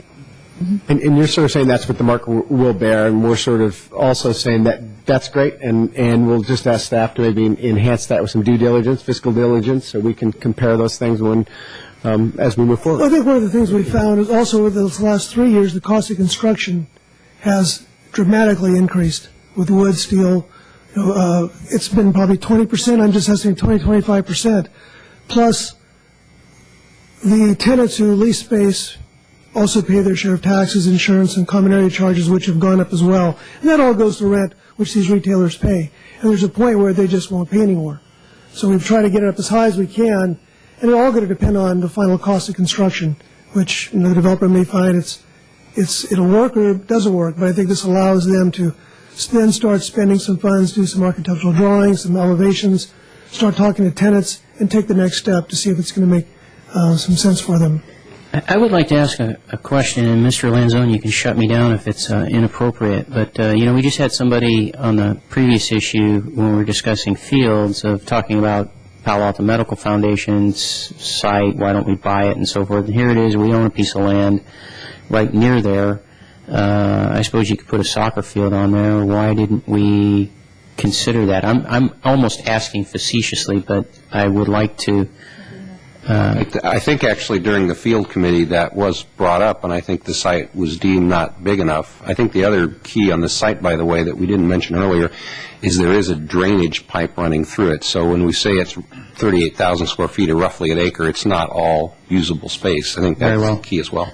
And I asked that partly for my benefit as well as, the audiences, people watch these council meetings and they might be thinking the same thing. Yeah, so I I guess- just wanted to get it out. Yeah, there. and the other thing, too, to your point, Mayor, is I should also mention in the relation to the field, we did study as part of the field report, both Barry and the former Economic Development Manager, Laura Sneidman, the cost of creating a new field complex. And I think the estimate when you bought land and you cleared it and all of that was something in the order of 15 to 20 million. And I think it gets to your point at the earlier agenda item of that would be challenging for us to fund at this point. Right. And staying on that point just a little bit, it would be a item for a new agenda item for a future meeting, but we might want it. It may be the consensus of the council, even tonight, to consider this revenue source, at least in part or in whole, and earmarking it for purchase of land that could be used for parks. And I'm not suggesting that we discuss that now, but I'm saying we may want to have that on an agenda for the future. I'd like to make a motion to authorize the city manager to execute the letter of intent for the city-owned surplus parcel located at Holly Street and Industrial Road. Second? I just had a quick question. Does it make sense, is there any clause in here that basically states that at the end of the lease, that the property will be returned in essentially either a like or better condition than when they got it? And where I'm thinking of is That'll actually... be in the lease itself, in the that would terms be of the lease actually or in the the development lease. agreement. Yeah, because there seem to be a lot of lease types of agreements, and I'm mostly concerned with groundwater contamination and environmental types of concerns. All those indemnities will be in there, and they're in all of our leases presently for Okay, the property. thanks. Okay, we've had a motion and a second. Any further discussion? Roll call? Councilmember Grisilli? Yes. Councilmember Lewis? Yes. Councilmember Davids? I'm going to vote no. I think there's too much upside to this property to take what I think is a pretty weak deal. So my vote is no. Councilmember Teagle Doherty? Yes. Mayor Grocott? Yes. And before we go on to the next item, I would like us to look at the witching hour here. And I would remind council that we do have closed session, so it may be that we want to limit our extension here, and some of these other items we may not get to. Mr. City Manager, are there any of these that are a little less critical that we could postpone? We're at item D right now, 11D. I'm just looking, take very long. The Education Foundation event, the combining of commissions, the customer service policy are all things that I believe can wait. The redevelopment agency action on the $25,000 is just something that we've got the lights, and if you'd like to move forward on that, we could if you'd give us authorization on 12A. Okay. And we also had 9A, which is the study we haven't even gotten to, so we could postpone that as well. We can postpone that as well. 11D might want to consider consent on the next meeting as well. Which one? Consent calendar for St. Carlos Education Foundation event. That's true. We could put that on consent? Mm-hmm. Okay. So with that, I would entertain a motion to extend us, if need be, past 10:30 so that we can take care of only item 12A. Is that what I'm hearing from the city manager? And then reconvene. Well, do we want to And then we will go into closed just session. start on 12A, and then if it looks like we're going to be past, because I have to leave at 10:30. So, So you can't be a part of the closed session. yeah. Well, I don't want us to stop midstream on 12A, so I'm just asking for a motion to take whatever time we need for 12A and then go into closed session and So moved. postpone the... Second. Okay, thank you. All in favor? Aye. Aye. Any opposed? Okay, so that brings us to item 12A. We will postpone the other items. So we are now sitting as the redevelopment agency. We are. Brad's putting his director outfit on. For director. Very good. Mr. Chairman, members of the board, I'll be happy to answer any questions you may have. The staff report that gives you the background and the details. I would move that we allocate $25,000 of redevelopment agency funds from Fund 83 for installation of 11 streetlights on Industrial Road. Second. Okay, we have a motion, we have a second, and we have someone from the audience who would like to speak on this item, Mr. Bob Black.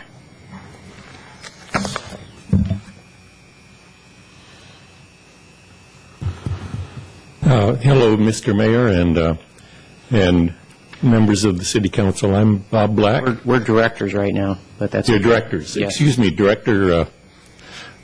Chair. Go ahead. Chair of the directors. Hey, you. Yes, sir. As I did not see the staff report on this, but I did talk with Mr. Mokhtari this afternoon.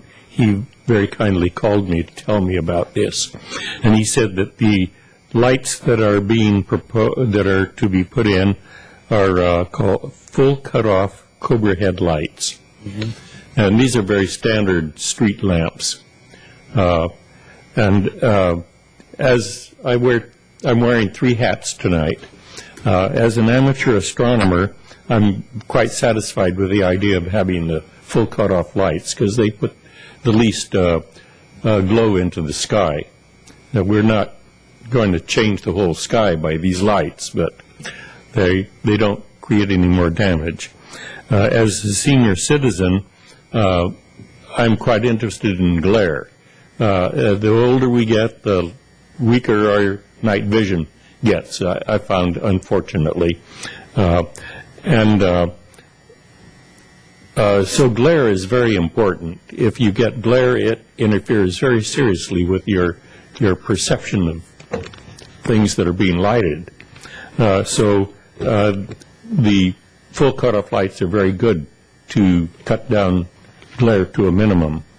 However, as a citizen really interested in promoting San Carlos as strongly as possible to industry, one, I'm very pleased at the way Industrial Road has been developed. I think we did an excellent job, and I thank Mr. Mokhtari for his part in that.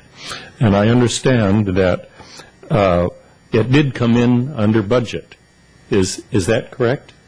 It came in, and I thank him for that. Takes quite a bit of skill. And I was hoping that maybe council would remember what I said previously on this subject, that we could make a real statement with by doing lighting down that street, make Industrial Road be the most attractive entrance to an industrial area of a city on the peninsula. And so I'm just disappointed that we aren't taking that opportunity at this time. It's probably too late, but I think that we want to think really carefully about, say, if there is some time in the future that we could replace those lights with something that would be much more attractive to bring, to make a statement of what kind of a road, what kind of an entrance to our industrial area, Industrial Road is, make it attractive, make people that are coming through, like the gentleman who was talking about leasing the property, make it a really attractive part of our city. And it would be relatively cheap to do that. It would cost quite a bit more than the lights that are being put in, that's true, but it would still be a cheap way to do it. Thank you. Thank you, Mr. Black. Mr. Mokhtari, if I can just follow up on a question given Mr. Black's presentation. Simply, first question, the lights we're putting in match the lights that were put in previously during the project? Correct, replacing those lights, yes. Right, okay. Well, I mean, didn't some lights went in with the project construction? Is that not right? No. There were 11 lights on utility poles, and those are going to be removed. And so, it's 13. So we purchased 13 lights. At the time, the contractor could install 2 of them only because the others could not be installed because of overhead wires. Right. Now the overhead wires are gone, we can install them. But basically, there were 13 lights on utility poles. We put in 13 lights, Cobra head on poles. That makes me think of another question. I thought lighting was part of the assessment district. It was not. Downtown, it was, but Industrial Road, it was not. Okay. And then, once these lights go in, what's to Mr. Black's question, what's the longevity of, anything you buy and install eventually has a lifespan, it dies, and you put in something else, right? So what would we expect with these? But what Mr. Black is talking about, coming up with a plan to install some kind of decorative lights for the entire length of So Industrial how Road. many, I guess what I'm asking is how many years out would we probably look at something like that when we would replace these? Yes, it's going to be a long time before you want to replace these. Oh, okay. That would be a completely beautification project, if you will. So to follow up, these lights were already purchased? Yes. And we're just this is just an installation cost? Correct. And new decorative lighting? That will be a completely separate project that we'll be happy to put in the unfunded list for the future. Yeah, I get that. I guess wondering, can you give a rough range for decorative lighting? For each light is $3,500. So the entire road is 1.4 miles divided per about 100 foot per miles. We're talking about a lot of money. So more than the 13 fixtures that we're talking about. Yes. Okay. I think we see the dilemma. Okay, we have a motion, we have a second. Any further discussion? The only discussion I would say is I completely agree that aesthetically, whenever we do a project like this, and again, kudos for bringing it under budget and all that the design of the project and any of our entryways, or just in the city in general, in these public areas, we should really consider how we can improve the experience with decorative elements. I agree. But we were thinking about for the future, Industrial Road is going to be redeveloped, hopefully, for the benefit of St. Carlos. And when the developers come in, we include those as part of the developments. Because all those warehouses should be gone in the future. Some new development will come in, and then you could make a condition of approval of a developer to install those lights. Don't let anyone in the industrial area hear you say that. Parties. Not talking about developers, not property owners. I was going to say, HIA would have your head. Roll call? Councilmember Teagle Doherty? Yes. Councilmember Lewis? Yes. Councilmember Davis? Yes. Councilmember Grisilli? Yes. Mayor Grocott? Yes. So do we need a motion to push the new business items to another meeting? No, we'll just re-agendize them? Okay, we are going to reconvene to close session at this time.